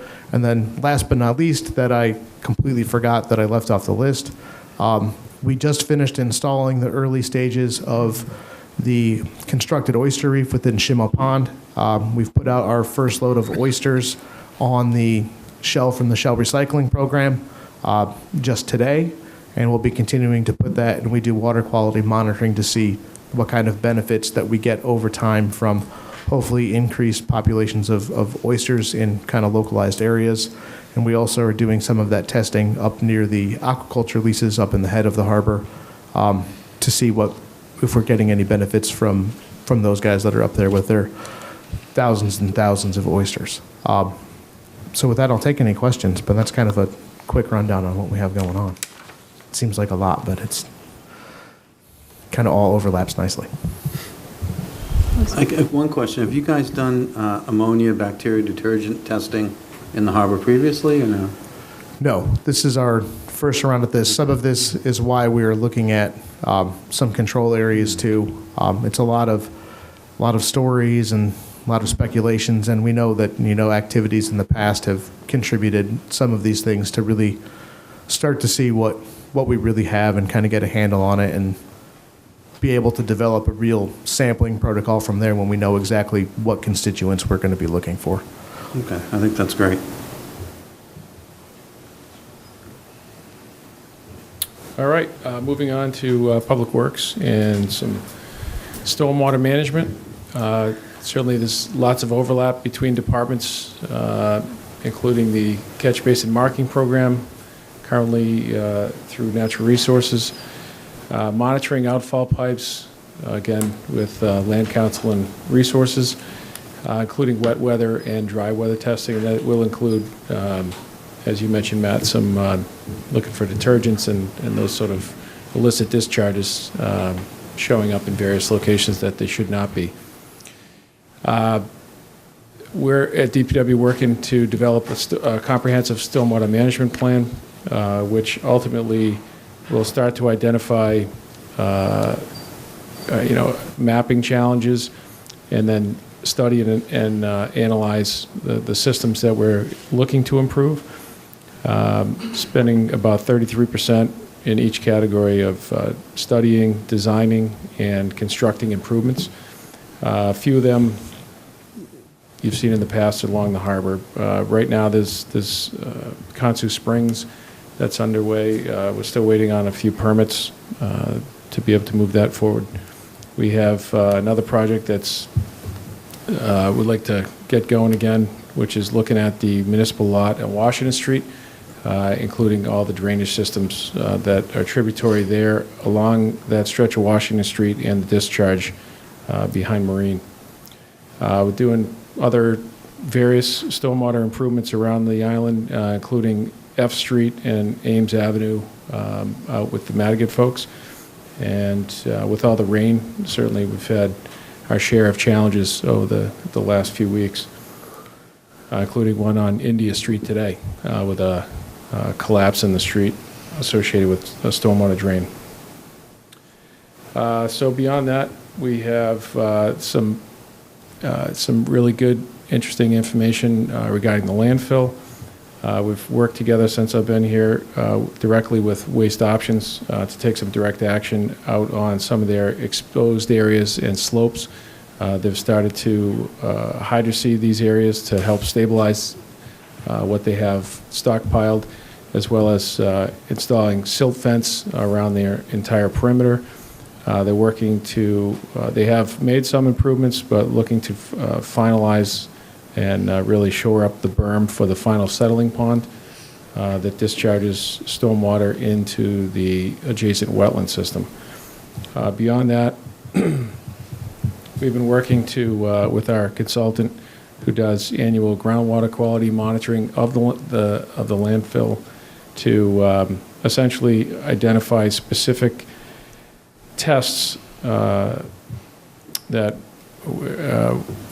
essentially we're asking DEP to modify what we are currently testing for, specific constituents that have never been found during our testing and or that have historically been testing below the allowable limits. We're going to be asking DEP to remove those specific constituents from our testing and instead add additional tests which will really assist with gathering our own data. We've been hearing that sort of as a consistent message here tonight with all the departments. You know, it's really about gathering additional data and gathering the right data that helps inform good decisions going down the road. So again, that's going to help allow that change, if allowed through DEP, will allow for a reallocation of about $40,000 in some one-time monies for fiscal 18 to allow for some additional sediment testing of Long Pond, right in line with what Natural Resources was talking about earlier. Happy to take any questions. Just a quick question. I know private roads are not within your area of responsibility, but some of those folks that live on them still deal with, stormwater runoff and clean out of catch basins. And is there can you provide be a resource for what people should do, or where do you direct people that are trying to figure that out on their own?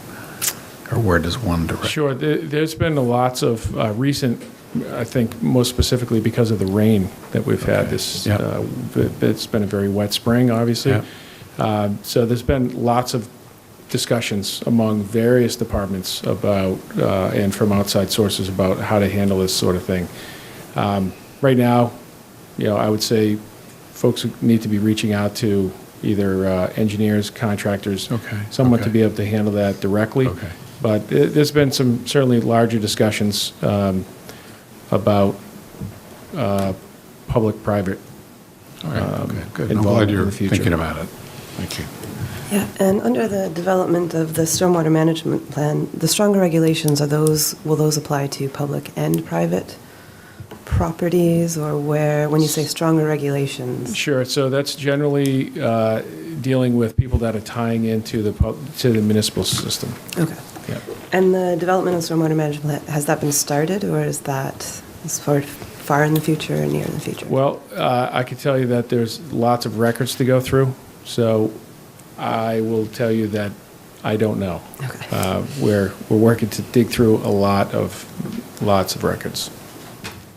That works. I have a quick question on the catch basin marking program. Do some catch basins have filters in them? Is that? Some catch basins have what's called a hood. It's generally an oil water separator or a debris separator. Essentially, I'm not sure specifically about the marking. Right, you got, yeah, so. Sure. So the stormwater marking program is just a program that's designed to mark any of the catch basins, whether they have any secondary treatment involved in the thing or not, that ultimately drain directly into the harbor. So we mark all of the ones that say that in hopes that people think about before they pour anything into them or see anything that's going into them that it's headed there. But if there was any other secondary filter in there, it doesn't take that into account. It's just the discharge. Because one of the things I've heard is that some of the filters get installed and never updated, never. Is there a way to track that? I think that depends on who's responsible for the maintenance of that catch basin and any of the permits. Just as an example, really quickly, the A&P parking lot or downtown Stop and Shop. Sorry, I still always call it the A&P.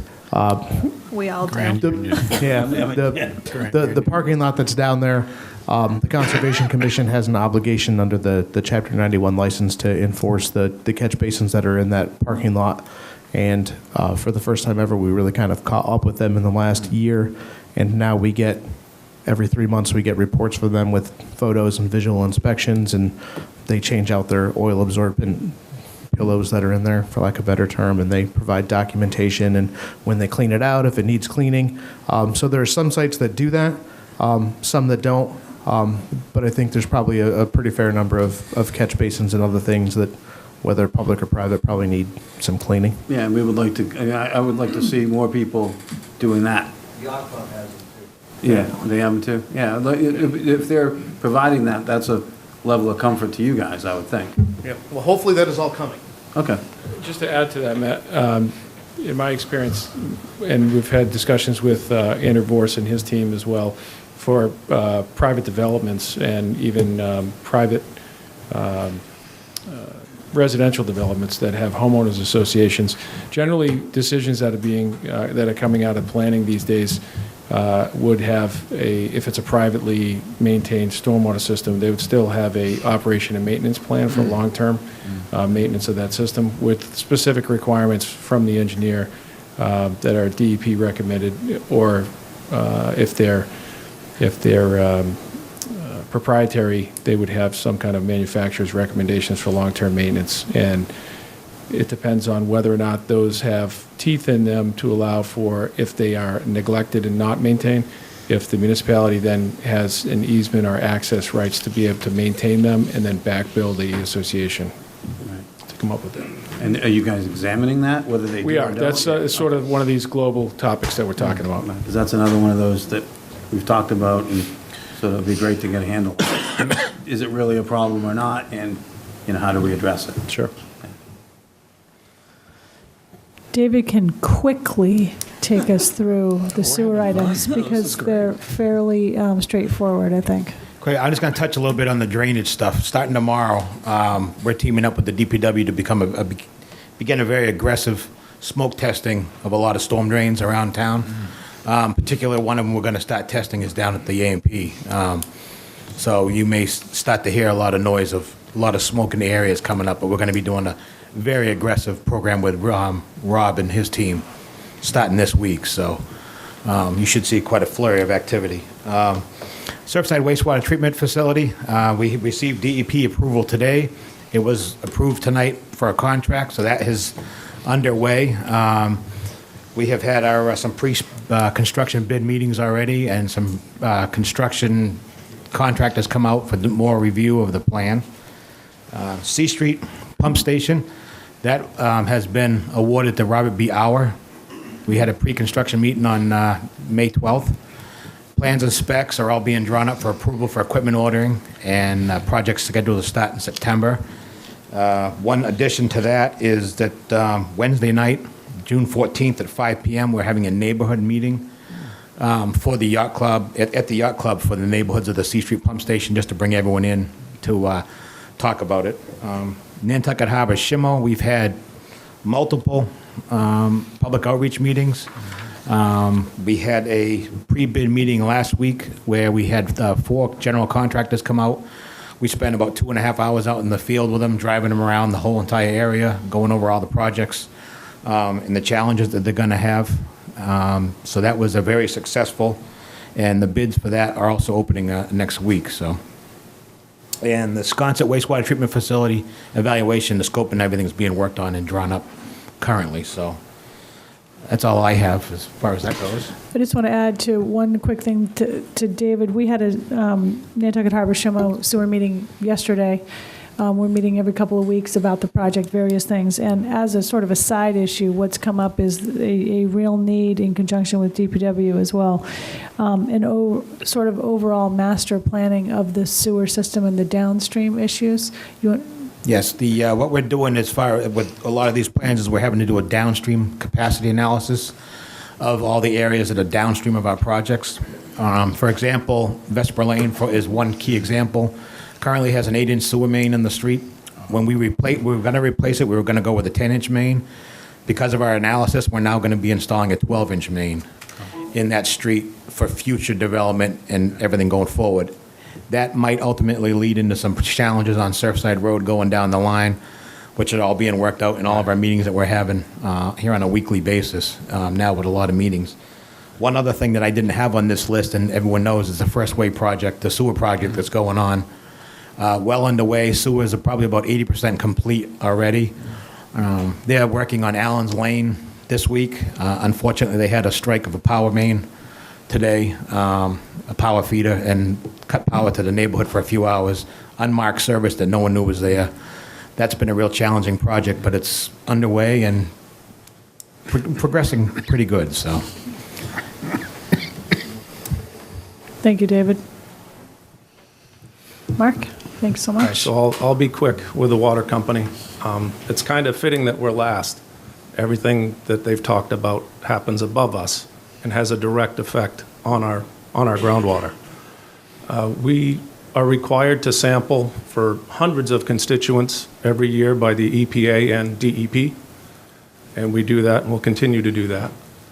We do have water main replacements taking place in the downtown area, North Liberty, Lilly, Darrymore, and up in the Lincoln Circle area. These aging pipes tend to leak, which means if they are leaking water and it's not getting to the meters, we have to pump more water out of our aquifer. We have about a 7% unaccounted for water. The DEP likes if you're under 10. We would like to be under 5, is kind of our in-house goal. So changing these older water mains helps with that, and we're going to work with other departments in picking an example like Farmer Street, where we work together and do one street at a time. Yeah. So we're not going back a year later and digging it up again. That's not the Nantucket way. Come on. It's not, I know. No, but congratulations. It's the new way. What is happening here? And I don't want to hear that. I don't want to speak for David, but I think it's going pretty well on Farmer Street. Awesome. The contractor's happy, we're happy, and it's going to be done on time, and we'll be out of Farmer Street for good. Another big thing happening this year is our 20-year withdrawal permit. So the state issues us a permit good for 20 years. So we have to forecast out both population and growth, and they formulate a number, and they will not give you the mathematics behind the number, but they'll come up with a number, and that's what we can pump out of the ground. We've had several meetings with them. The numbers that they're talking about I think are going to suit us just fine. Oh, good. Even with the growth we're having, I think we're going to be okay. And probably the most important thing we've been working on over the last decade is our groundwater investigation and groundwater model. Wanacommet has spent close to $2 million on investigating our aquifer and the effects of pumping and what happens, saltwater intrusion, all of that stuff. And we're going to continue to do that. We have a very good 3D groundwater model that we can hopefully work with some of the other guys with the transport they're talking about, the different constituents that are moving through the groundwater. I think eventually we're going to be able to use our model to help them find out how things are moving through the ponds and to the ponds. We did an update of that model this summer. The hard part is for the people from the USGS to come down and update and get the data. They have to do it at peak pumping. So we have to house them in hotel rooms in August. But the data that we're getting is well worth it. We've found stuff that we didn't know or no one knew was down there before. About 220 feet down is a huge glacial lake deposit that's protecting any upconing of the saltwater intrusion from getting to our aquifer. We also dated the water. It's kind of public knowledge now. I'm a little worried telling people, but the upper aquifer is about 4,000 years old. That's where all the private wells are from, golf courses, farms. Our public water supply wells are down about 150 feet. That was tested at over 11,000 years old, so that's glacial meltwater. And then there's a deeper aquifer below that, below the lake deposit that we drilled through, about 400 feet down, that's over 14,000 years old. So that is glacial water from the Laurentide ice sheet. So I guess one of our worries that want to come is that some private industry is going to get a hold of that and start bottling our water.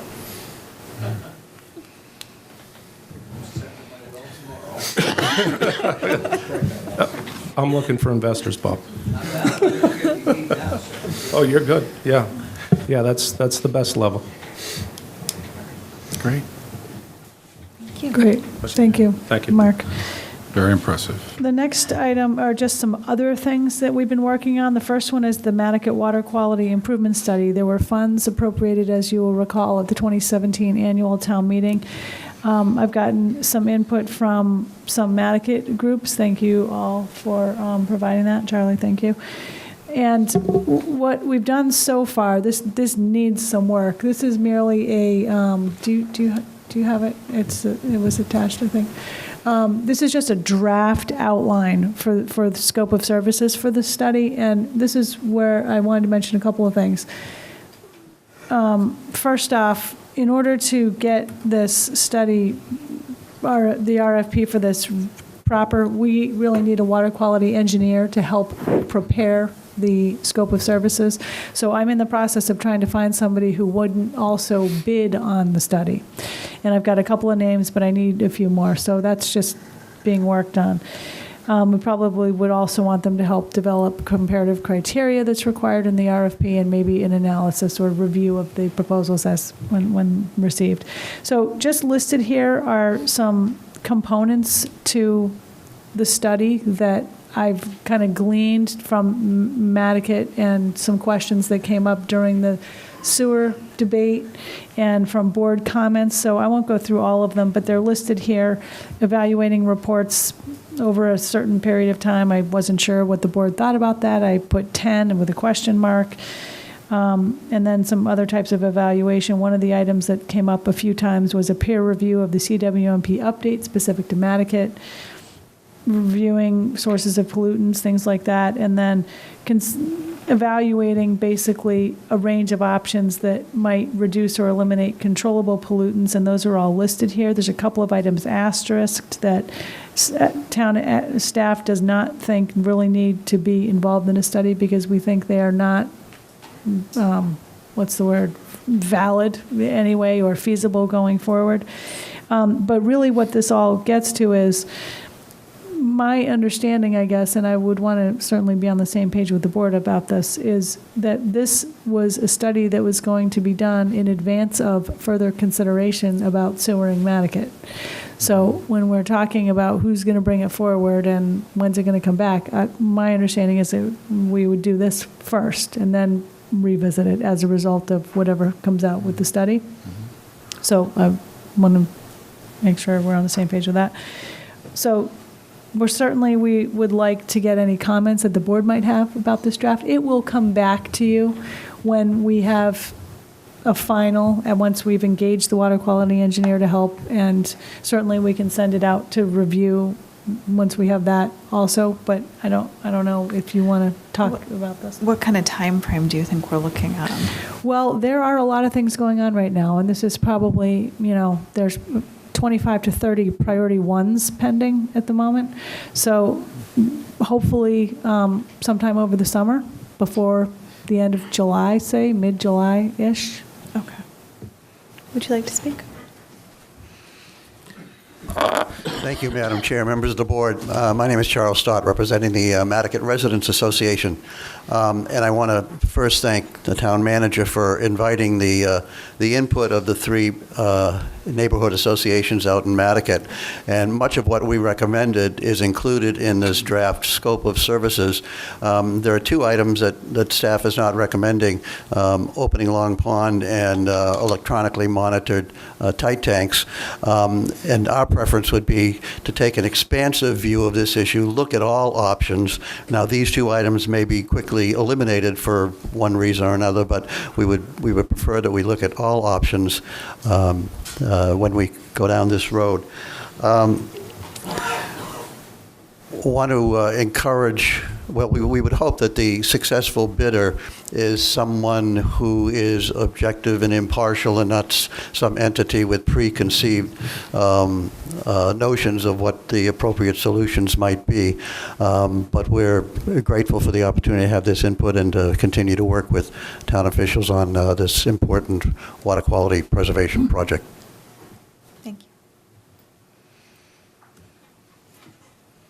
So I guess if any of you all have additional comments or suggestions or whatever to add to this, let me know. And when we're ready to get the thing issued, we'll bring it back to you before it is issued. Another item that we've spent quite a bit of time internally discussing is gray water discharge. And as is noted on the document on the screen here, there's some level of ongoing monitoring with the Marine Department. The Shellfish Association, we want to thank them very much, has developed a handout that's being given out by the Boat Basin, I believe, as well as the Marine Department to boaters. And it talks about the do's and don'ts of good harbor stewardship and what, all that sort of thing.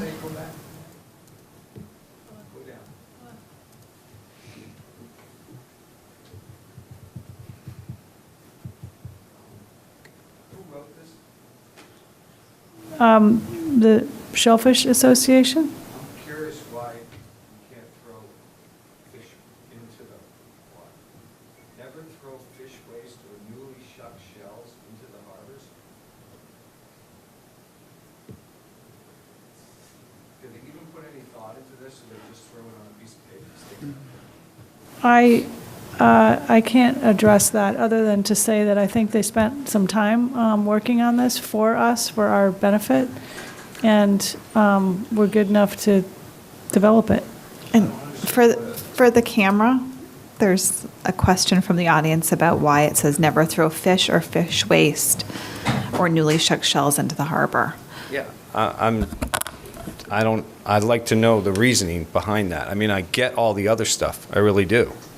Biodegradable soaps and no sulfates and all that stuff. I'm not quite sure why you can't throw a fish in the water, a dead fish, other than, we don't throw them in the marina because they float up, but the crabs eat them, the shellfish eat them, and a shuck scallop or a shuck clam. Don't we put the shells back in, Jeff? Isn't that the whole idea? But don't they Doesn't have the to sit- don't they sit calcium? for 2 years or something? Yeah, for the shells, and I'm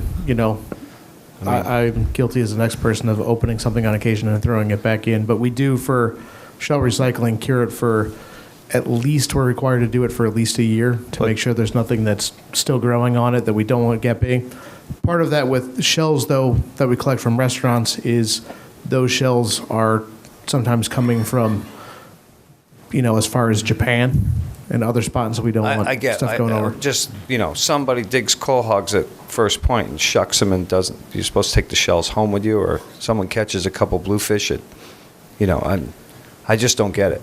I'm not sure, but I'd love an answer at some point. I think Caitlin worked on this. And is there a fine if you do it? Because No, these are suggestions. They're tips. So the Nantucket Shellfish Association put this together. I can explain why you wouldn't want to dump new fish that carcasses or any kind of carcass, like a deer carcass, near a water body, or fish into the water body. Basically, it has to do with the biological oxygen demand. What you're going to cause is a lot of things to be consuming that and using up oxygen as they do so. So that's just the scientific reason why you wouldn't want to put fish waste into the water. And then Jeff covered the shucked shells in terms of disease. So if you have shells that came from somewhere that wasn't here, it would be more important that you don't put them in the water. If they came directly from the harbor and you're putting them back, I think it would be less of an issue. Thank you.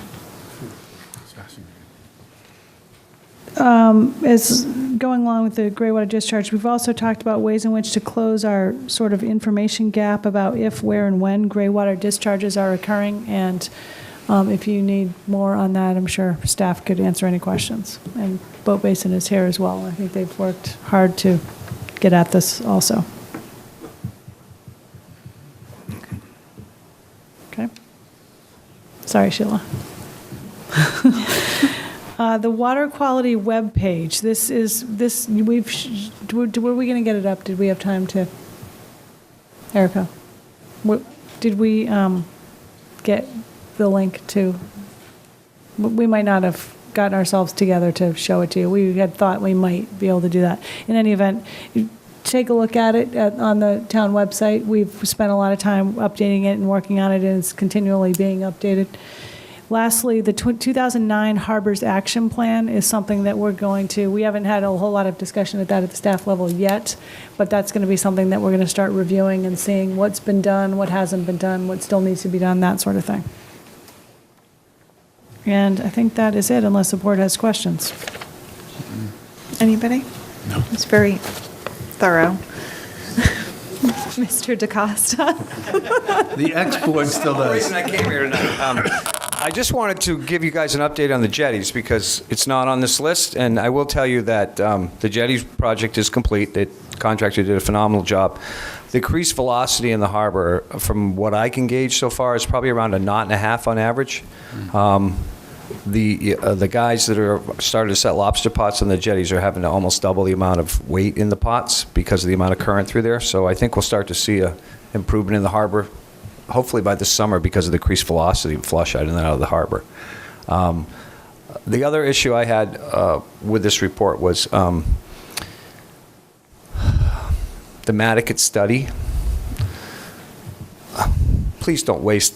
I mean, you want to do the study, fine, but don't waste the money on the study and waste the time when we know we have to dredge the culverts and we know we have to open up the ditches. You know, what Jeff said about the TMDLs in Long Pond is optimistic, but that pond is not healthy. The head of Long Pond is the worst I've ever seen it. The herring don't even go into that section of the pond anymore.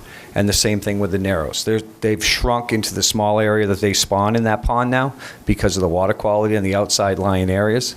And that pond is supposed to be a brackish pond, and it's turning into a freshwater pond. And that's not what we want. So we need to open up those culverts, we need to open up those ditches, and we need to get velocity of flow out the ditch and out into the creek. And that will help all the water bodies out there. And we know that, and we don't need to spend a lot of money on a study and wait a year to get this done. And I know there's a lot of priorities on the town's books right now, but I'm going to come every couple of weeks and complain until we finally get to the point where this is done. So, I hope that we continue down the road of permitting that and not wait for a study before we do the permitting. The other thing is the gray water thing and the fish. There's about 150 to 300 lobster pots on the jetties every day out in the summertime there, and they put dead fish in them, just so you know. So to the point of jetties, yesterday at the Coastal Conference, Dave referenced the modeling that was done on the impact of the jetties on water quality. I think it might be helpful as that is measured, if that comes back to the board, so we can see what that looks like and understand objectively the impact. We were able to pull up the webpage, if we just wanted to show it to you. Lots of information on here.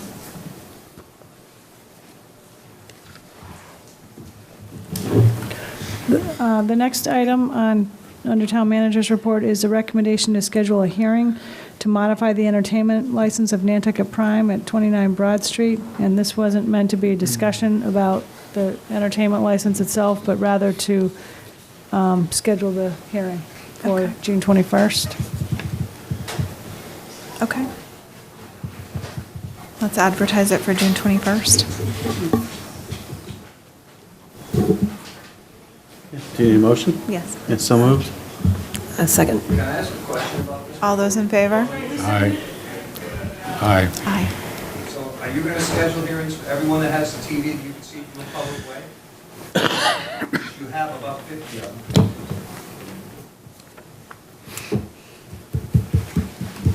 My question is, are you going to schedule public hearings for everyone that has a TV that you can see from a public way? Because you can see the TV at the Brotherhood from the public way, the board, you can see the TV at the gazebo, you can see the TV at fairgrounds, you can see I mean, there's a pretty long list. If you want me to read it out here tonight, I will. But you can't single out one person and not do anything about the other ones. At least in my mind, I don't think that's fair.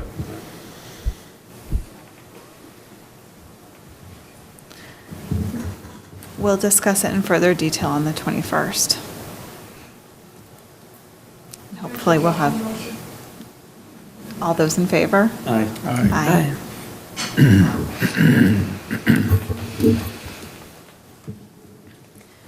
And just as that would fall also in under an entertainment license discussion, if we're going to do that, if that lumps in. Well, I guess we're on to Selectmen's reports and comments. We have a discussion regarding taxi rate discounts for senior citizens. This came up as a request from a citizen that my understanding is that the discount is only offered on a certain route, and to talk about whether it could be applied expanded to other areas.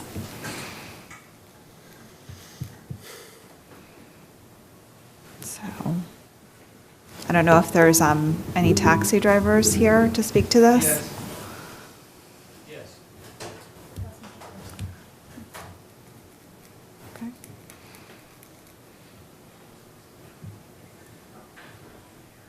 My name is Bruce Corson, and I'm a permanent resident on Nantucket and have been for 20 years, and use public transportation that we have. And recently I've come to understand that now that I've graduated to senior citizen, that the taxi fares do not include rates for seniors. It does within the limits of the newly designed and laid out program. But there's a lot of people like me who live here year-round who use the taxis. I happen to live in North Shop. If I wanted to walk to Valero, I'd be in the right town and say, well, come and get me there. But it's not fair. I think it should be done across the board, a situation which allows senior riding for anybody. It gets a little out of hand when you need it, because for me, for instance, it's $30 round trip. So, and all of us who are living on restricted incomes, that's a lot. It sounds like that much, but it is a lot. And if you do it every day or whatever, because I'm not, I have to tell you that I'm not driving. So I just would like you to consider making that possible for all seniors, not just in one area, being in the historic district. It's my request. Thank you. Thank you.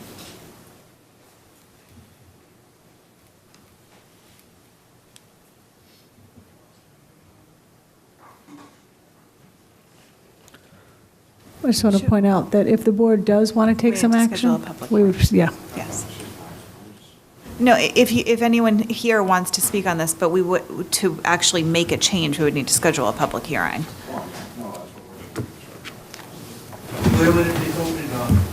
To make the change, when would that happen? We would have to advertise. The soonest we could hold a public hearing would be the 21st. It would have to be, it would be later than that because of the time to, it's probably more like July 5th. Okay. Thank you.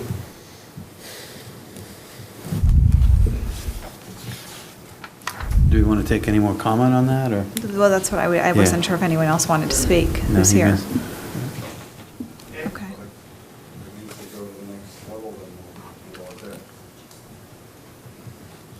Have we decided that's going to the next level? Well, Or do we- that's what we're Or do we need to discussing, talk to yes. decide if we need to or not? Yeah.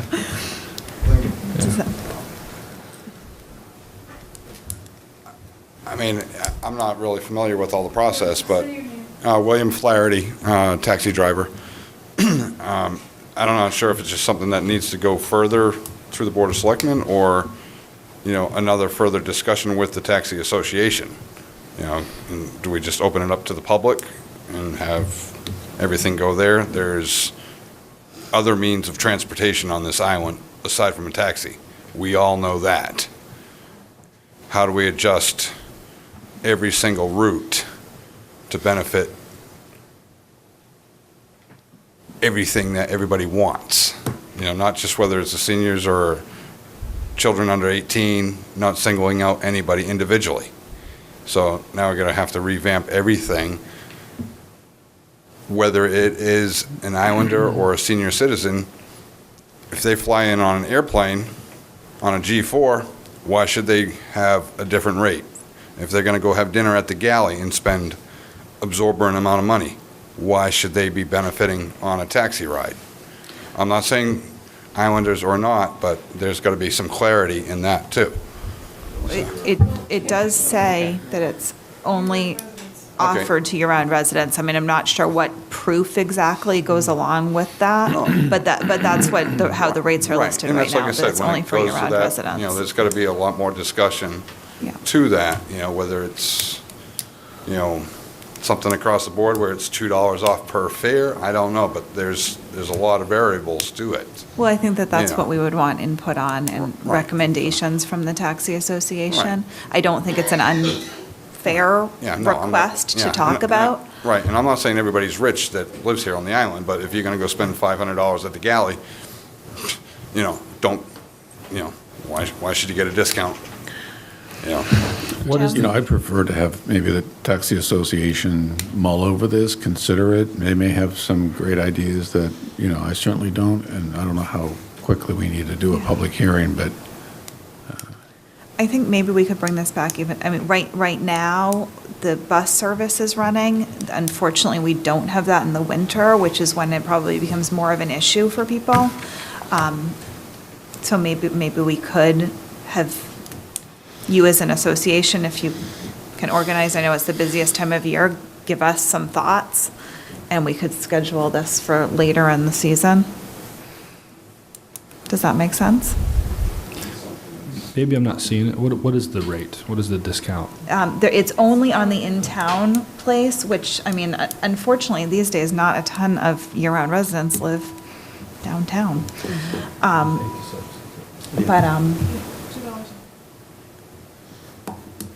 But it's just a discount on that one route for year-round residents. Well, it could be as simple as giving a $2 discount on the other routes, if you guys could do it for those specific people. I'm just a driver, so there's No, I understand, but it may not be a 25% decrease, it might be. It might not be a percentage, it might just be a flat Exactly. There discount. may be a fair way to do it, and they know a lot more about it than I do, so.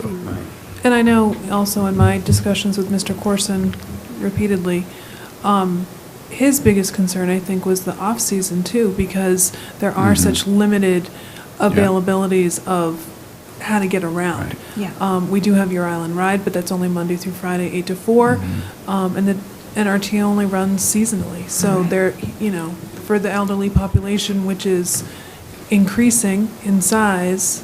Not everybody over 60 or 65 can click on that,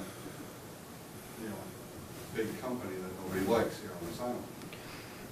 You know? But like I said, I'm just saying there's all different transportations. Not everybody's tech savvy. You know, they're not happy with a $14 ride. You're going to have to go Well, to the that's mic why they if you're rely gonna on the keep taxis, speaking. and they're saying they can't afford it. Yeah. So, No, I understand that, but, you know, I can't eat at the galley. I don't go to the galley. Yeah, but, okay, well, let's, I mean, I think that it's a valid discussion to have. I'd like to see us schedule a public hearing. I don't think we need to do it immediately. I agree. I don't think it needs to be. We have a lot going on. No. But maybe we could put it on for the first meeting in August? as a public When- hearing or just another As a public discussion? hearing. Yeah, or September. First Yeah, meeting in I'd September? like to get some inclination from the taxi association if they're going to come up with something before we Yeah. necessarily approve. Just wondering sort of how much time we need to mull it over. August, that's Boston Fox, it's the peak. In the first 2 weeks of September, wedding season. So you're not, yeah. At some point, you know, like I said, it's going to build. It's not taxable. Yeah, I'd like to address it before the bus season ends. With a little bit of notice. So maybe the second meeting in September?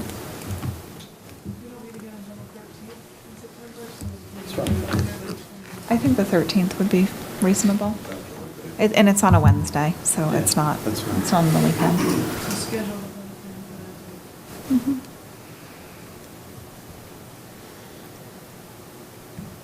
Are you good with that? Okay. Should we take a vote? Yeah, so moved. Second. All those in favor? Aye. Aye. Thank you.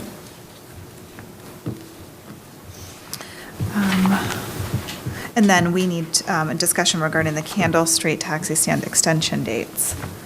Do we also need to do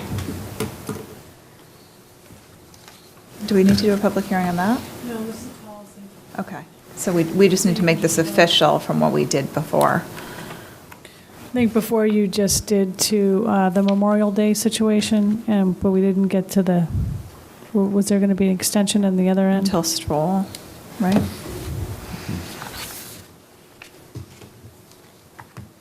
Is that correct? Recommendation is the effective period between Main Street and Salem Street to the Monday after Stroll weekend to the Thursday before Daffodil weekend. And that would just be the new policy. That would be the new one. That's the recommendation.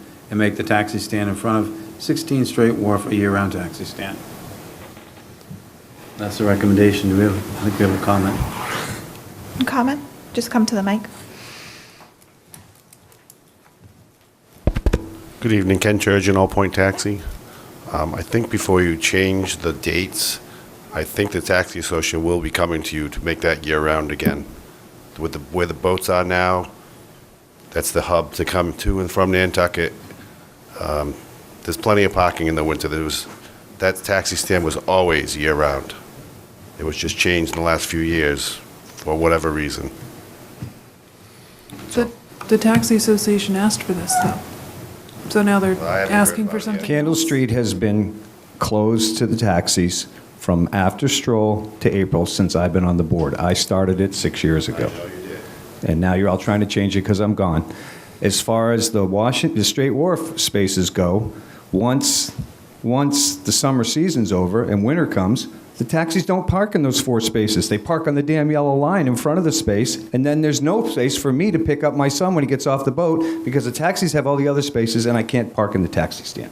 So I would prefer to see those spaces open to anyone after Stroll, and they close the week before or the Monday before Daffodil. So in the wintertime, when it's mostly local people, everybody has a chance to park somewhere. Makes sense to me. Yeah, I don't see the need for Candle Street in the winter because there's the club car and there's Straight Wharf area. Only 3 spots at the club car. Yeah, but it's all down by the boat. There's a lot of Oh, there's quite a few spots there. I mean, it's not that the taxis can't pull up on Candle Street, it's just then other people can park there too. It just makes more parking spaces available in the off-season. It was changed when it wasn't the central hub of coming to Nantucket. There's many cabs that are not going to provide the service if they can't park in town. They'll park their car for the winter. And I've been year-round since 1987. Whether I made money or not, I was always taking care of the people year-round. And we need those spots. Maybe the solution is to give them all a straight wharf in the winter and open up Candle Street, and then they can park from Straight Wharf all the way up to the club car. Because, like you said, they're all coming on the High Line, Yeah. but at least gives the other people a chance to park somewhere close to the boat so they can walk down. That's a good But, idea. you know, Well, now we're getting into something. well, I'm just, That would be a Different. bigger you change. know, Yeah. you're not going to do anything between now and Stroll anyway, so it's not like you need to make a decision on this tonight. But And, you know, we're getting into a lot more now because a lot of people do park on Straight Wharf. Yeah. Non-taxis. Right. So Yeah. if we take that away, then a whole other group is going to complain. So how did this get on the agenda? What's the issue? I mean, what's the? We were just going to finalize what we had put on as an emergency. Okay. Because it had been changed, Right. and we needed to open it up for Wine Festival, Candle Street. The emergency part was just the first part of it, though, right? Yes. Not the end, make the taxi stand in front of 16 Straight Wharf. Correct. And that Yeah. came out of traffic safety reviewing this. And that was actually the police chief's motion, to make those 4 spaces year-round. What was his reasoning? I wasn't at the meeting, that's just what was reflected in the minutes.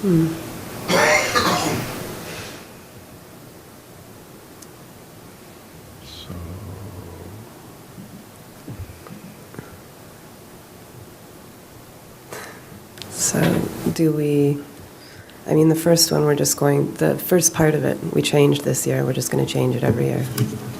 Yeah. So we can vote that, I think, easily. And then the and this is all gonna, some of this is all gonna come up again. This is, I think, the whole transportation issue, you know, with Harbor Place, with all the pressures that we're under, we have to find a way, I mentioned this earlier, to deal with this issue globally. And, you know, this is a minor change that I support, but, you know, I think somehow we have to get a handle around it. We can't just talk about parking and things in June and then do it again next June. Right. At some point, we need to tackle it, but Agreed. So the recommendation is we extend what we did under an emergency to the same, but not, okay. Well, we just handled the May Right. portion. We really, And this says, and make the taxi stand in front of 16 Straight Wharf a year-round taxi stand. That's a secondary? That's, That, That yeah, is- I didn't even notice that until right now. That apparently came up a little bit later. okay, that's where I'm confused. Yeah, So, we that- probably we're should gonna- not have Should we strike mixed that? this up. We should strike that then. Well, if we're going to do what we were originally Right, asked to do, I think we're going to, right. So that's what I'd recommend, that we take that out, because we haven't had a conversation about that. okay, I'll second that. Unless you want to talk about it. I'll I'd second make that that motion. Yeah, I'll second it. okay. So, motion to adopt the recommendation striking the year-round piece on Straight Wharf, and we will revisit that? Okay. All those in favor? Aye. Aye. That carries. Thank you.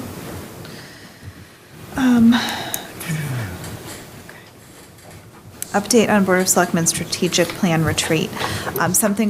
Janice's notes were sent around to everyone today, and I know we want to talk about some next steps, but I'm just wondering if we want to bring this up again at our next meeting, Good because it's idea. almost 10 o'clock, and I'm kind of too tired to talk about it. Well, give us some time, because we just got. And we through can, this and then before. everyone Yeah, can read give us through some time Janice's to- notes. Can it be forwarded to me so I can include it in your packet? Yeah, yes. And are there any brief committee report updates? Okay. Motion to adjourn? All those in favor? Aye. Aye. Thank you. There's just a few things to sign. I just sent it to you.